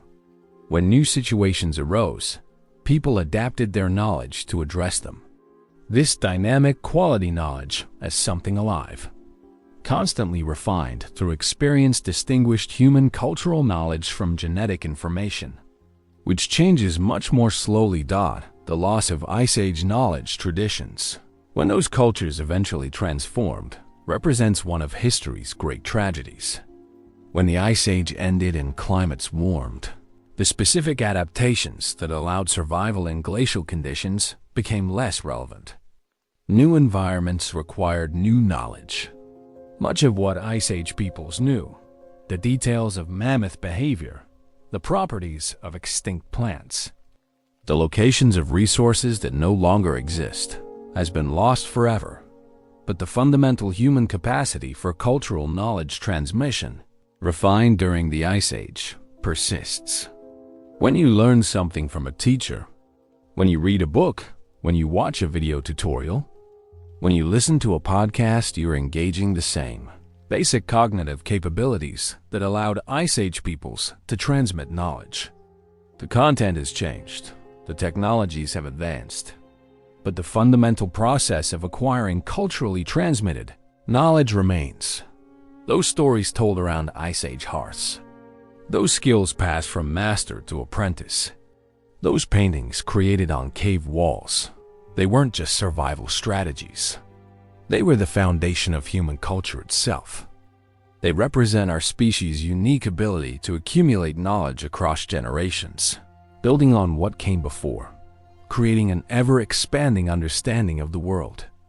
Without this capability, humans would be just another large primate, limited by individual learning and genetic adaptation. With it, we became something unprecedented, a species that could adapt culturally, that could survive anywhere, that could transform the planet itself. And it all began with stories around fires, with careful teaching, with the recognition that knowledge itself was perhaps the most valuable resource for protecting families through the harshest winters. Chapter 8. Reading the land like a map. Stand in one place and turn in a slow circle. What do you see? If you're reading this indoors, you probably see walls, furniture, familiar objects. If you're outside, you might see buildings, roads, landscaping. Now imagine standing in the same spot 25,000 years ago. No buildings, no roads, nothing human-made at all. Just landscape. The contours of the land, scattered vegetation, perhaps snow covering everything. To modern eyes, it might all look similar, undifferentiated wilderness. But to Ice Age eyes, this landscape was as detailed and information-rich as a modern city street map is to us. Every feature meant something, told a story, provided information crucial for survival. The ability to read landscapes to extract meaningful information from environmental features was fundamental to Ice Age survival. This wasn't some mystical connection to nature. It was detailed, systematic knowledge acquired through years of careful observation and transmitted across generations. It was as much a technical skill as tool-making or fire management, and just as essential, water was always the first consideration. Knowing where to find water, recognizing signs of water even when it wasn't visible, understanding how water moved through the landscape in different seasons. This knowledge could mean the difference between life and death. Ice Age peoples learned to recognize certain plant species that indicated water nearby. They knew which landscape features, certain types of depressions, particular geological formations were likely to have springs or seeps. They understood how water behaved, where it would accumulate after snowmelt, where it would be available during dry periods. Rivers and streams provided more than just water. They were transportation routes, game trails where animals came to drink, fishing locations, and natural landmarks for navigation.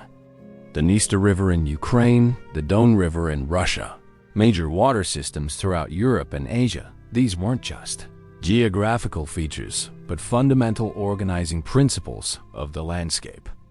Communities located themselves relative to these rivers, traveled along them, used them as reference points. Geology mattered intensely because it determined where critical resources could be found. Flint, obsidian, and other stones used for tool-making occurred in specific geological settings. Ice Age peoples developed expertise in reading landscape features to predict where good toolstone might be found. Certain rock formations, particular types of exposed cliffs, specific landscape positions all provided clues. Archaeological evidence shows people traveling tens of kilometers to obtain high-quality stone from known sources. The distribution of plants followed patterns related to soil, water, sunlight, and protection from wind. Ice Age peoples knew these patterns intimately. They knew which plants grew in south-facing slopes where sunlight was strongest, which preferred river valleys, which survived on exposed steppes. They knew when each plant produced edible seeds, roots, or leaves. They knew which plants served as indicator species. If you find this plant, you'll likely find these others nearby. Animal behavior was written in the landscape.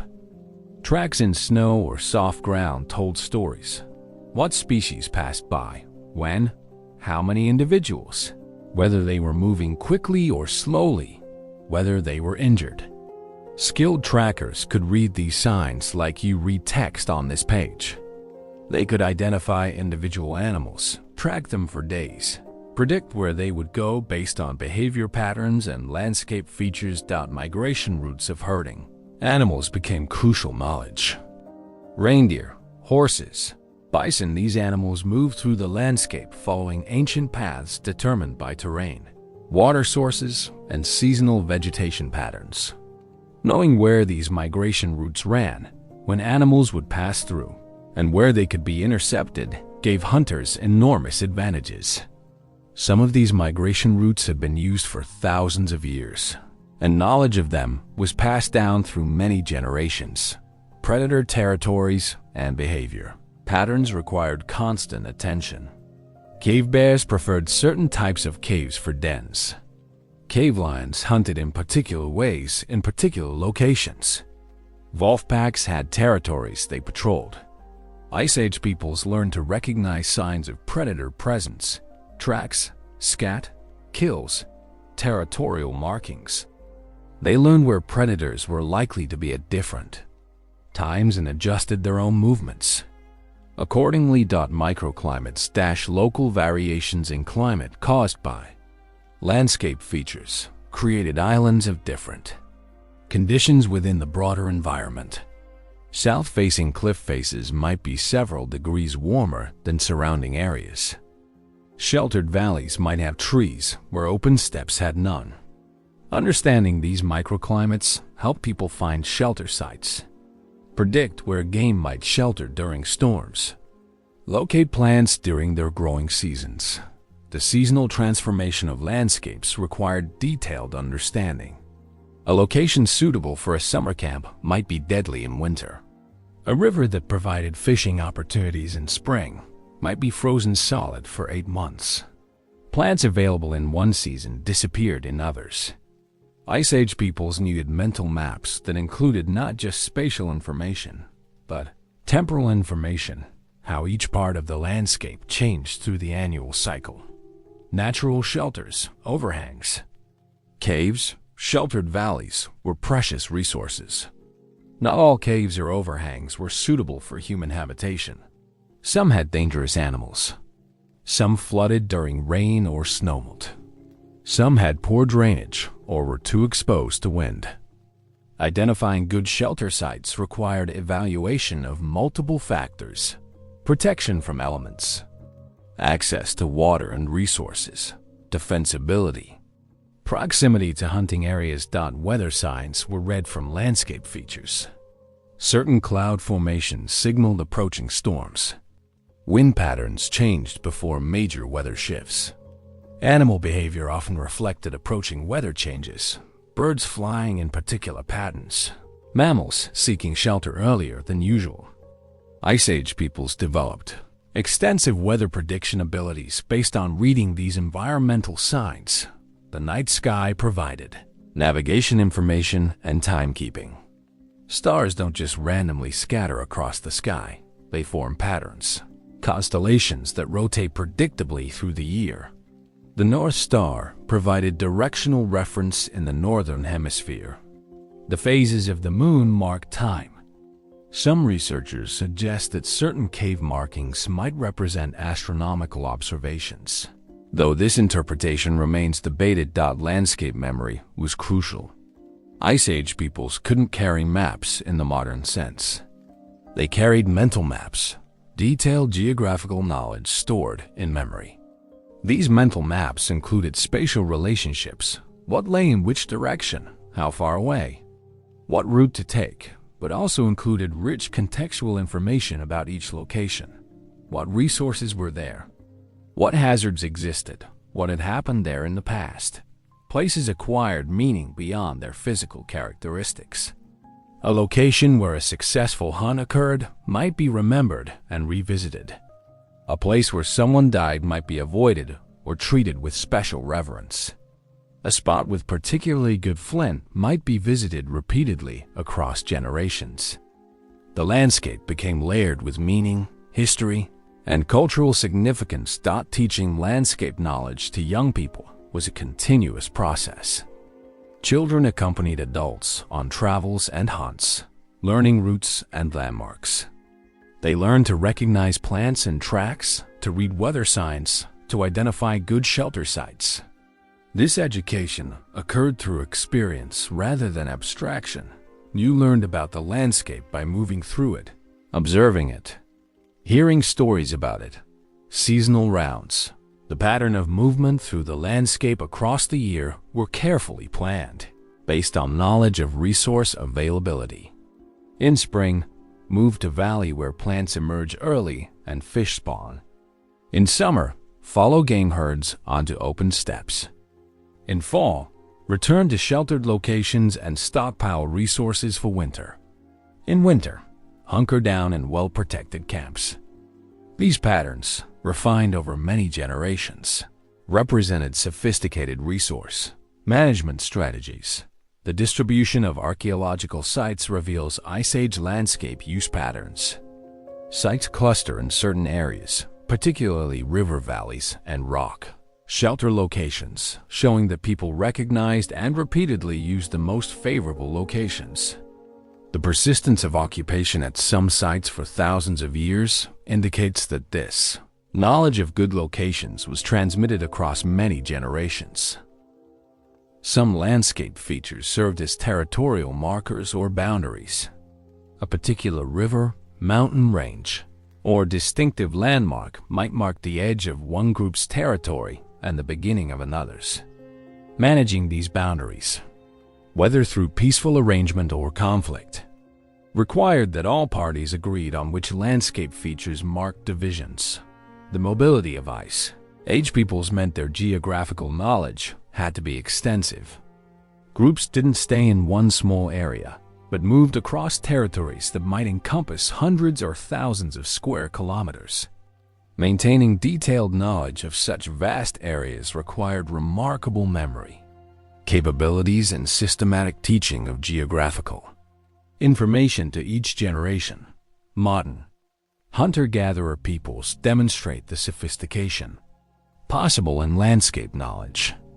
Aboriginal Australians, for instance, maintain detailed geographical knowledge of vast territories, encoded in songs and stories that describe routes, resources, and locations.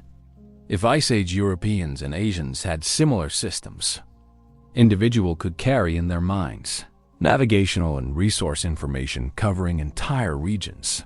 Landscape changes over time required updating knowledge. Rivers changed course. Landslides altered terrain. Forests expanded or retreated. Animal populations shifted. Good flint sources were depleted. Ice Age peoples had to continuously refine their landscape knowledge based on current observations while maintaining traditional knowledge about long-term patterns. The loss of landscape knowledge when people abandon areas represents lost cultural information. When groups moved away from regions they'd inhabited for generations, detailed knowledge of those landscapes, knowledge that took hundreds or thousands of years to accumulate, moved with them or was lost entirely. When climates shifted at the end of the Ice Age and people adapted to new environments, much Ice Age landscape knowledge became irrelevant and was forgotten. Yet the cognitive capabilities that enabled this detailed landscape knowledge persist in modern humans. When you navigate a familiar neighborhood, recognizing landmarks and shortcuts, you're using the same basic cognitive systems Ice Age peoples used.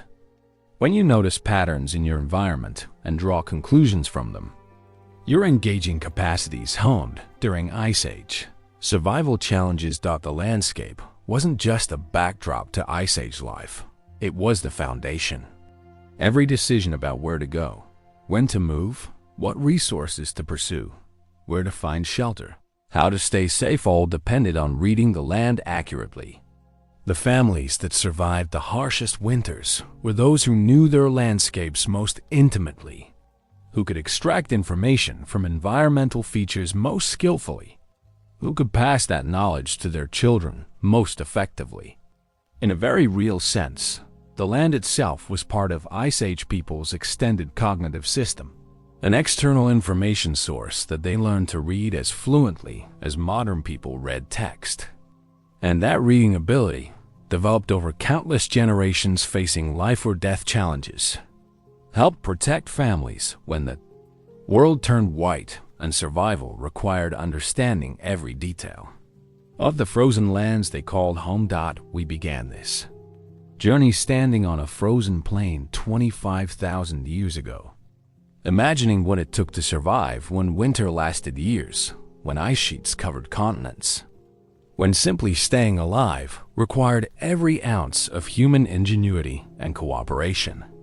We've walked alongside our Ice Age ancestors as they built homes from mammoth bones, mastered fire to temperatures exceeding 600 degrees Celsius, invented the needle that enabled tailored clothing, hunted animals that could kill them, formed bonds of cooperation that made survival possible, transmitted knowledge that preserved hard-won lessons, read landscapes like maps, raised children who carried humanity forward, and stood watch against predators that walked on four legs.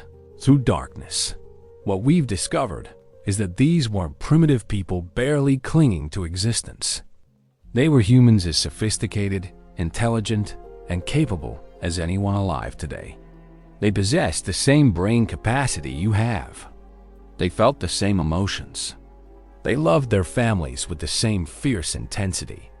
They simply faced different challenges so extreme that most modern humans would die within days if transported to that world without modern technology. The solutions they developed reveal human nature at its finest.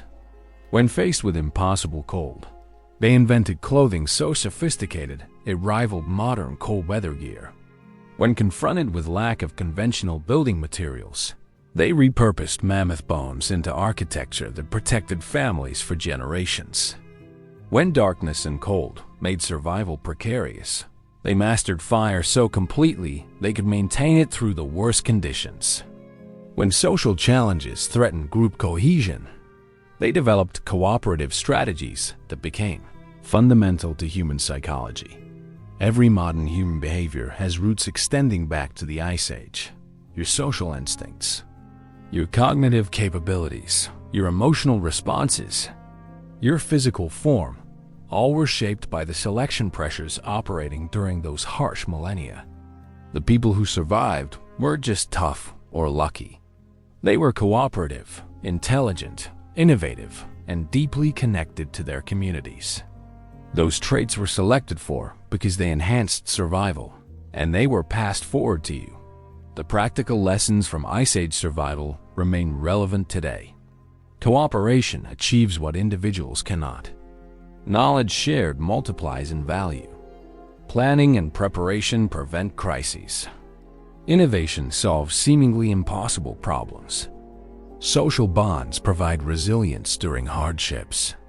Teaching the next generation ensures continuity. These aren't abstract principles.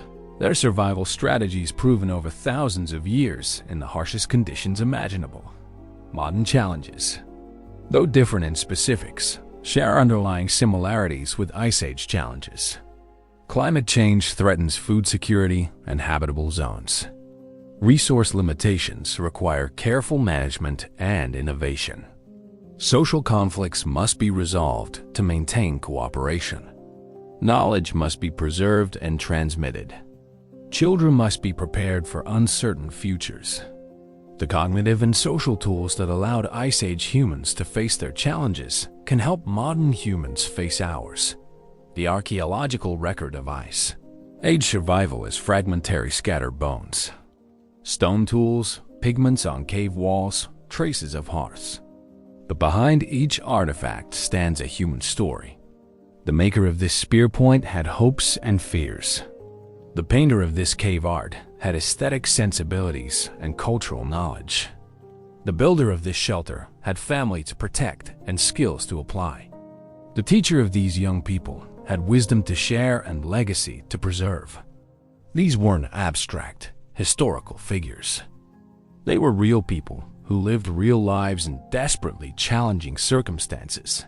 When you face difficulties in your own life, remember that you carry within you the legacy of ancestors who faced far worse and prevailed. When cooperation is needed, remember that your instincts for working together were honed in contexts where failure meant death. When innovation is required, remember that human creativity solved problems far more severe than most modern challenges. When teaching the next generation seems daunting, remember that Ice Age peoples successfully transmitted knowledge complex enough to enable survival in conditions we can barely imagine. The story of how early humans protected their families in the harshest winters is ultimately a story of human triumph. It's a story of adaptability, intelligence, cooperation, and love. It demonstrates that when humans work together, share knowledge, innovate creatively, and commit to protecting each other, we can overcome challenges that seem insurmountable. The Ice Age should have been humanity's extinction event. Instead, it became the crucible in which modern human behavior was forged. Those families huddled in mammoth bone houses. Those hunters pursuing prey across frozen steppes. Those tailors sewing clothing by firelight. Those elders teaching children around hearths. Those communities sharing food during lean times. They weren't just surviving. They were building the foundation of everything that came after. They were proving that humans are not defined by our physical limitations, but by our cognitive capabilities. Our social bonds, and our refusal to surrender to circumstances. 20,000 years have passed. The world has transformed completely. Yet the essential truth remains. Humans survive and thrive through cooperation, innovation, knowledge sharing, and determination. We protect our families not through physical strength, but through intelligence applied collectively. We overcome environmental challenges not through biological adaptation, but through cultural evolution. We persist not as individuals, but as communities bound together by shared purpose. The next time you share a meal with family, you're echoing Ice Age food sharing that strengthens social bonds. The next time you teach a child a skill, you're continuing Ice Age knowledge transmission that preserves survival information. The next time you cooperate with others toward a common goal, you're engaging Ice Age social instincts that make group survival possible. The next time you face a difficult challenge and refuse to quit, you're expressing Ice Age determination that carried humanity through the darkest times. Your existence testifies to their success. You are here because generation after generation of your ancestors survived Ice Age winters, protected their children, passed forward their knowledge, and maintained the chain of life that stretches from that frozen past into your present and forward into the future. The story of how they did it, how they protected families when the world turned white and death lurked in darkness, is more than history. It's the story of what humans are capable of when we face challenges together, when we commit to each other's survival, when we refuse to let impossible odds deter us from protecting those we love. The harshest winters couldn't break humanity. Instead, they made us stronger, more cooperative, more innovative, more resilient. The legacy of those winters lives in you, in your bones, in your brain, in your instincts and capacities. When you face your own winters, whatever form they take, you face them with tools forged in the crucible of Ice Age survival. You carry within you proof that humans can overcome anything when we stand together. Think creatively, share what we know, and protect each other through the darkness into dawn. This is your heritage. This is humanity's triumph. This is the story of how we survived the harshest winters and emerged not diminished but elevated, not defeated but victorious, not separate but bound together by shared struggle and shared success. The families protected then made possible the families protected now, and the families who will be protected in futures yet to come. The chain remains unbroken. The legacy endures. The story continues, and you are part of it.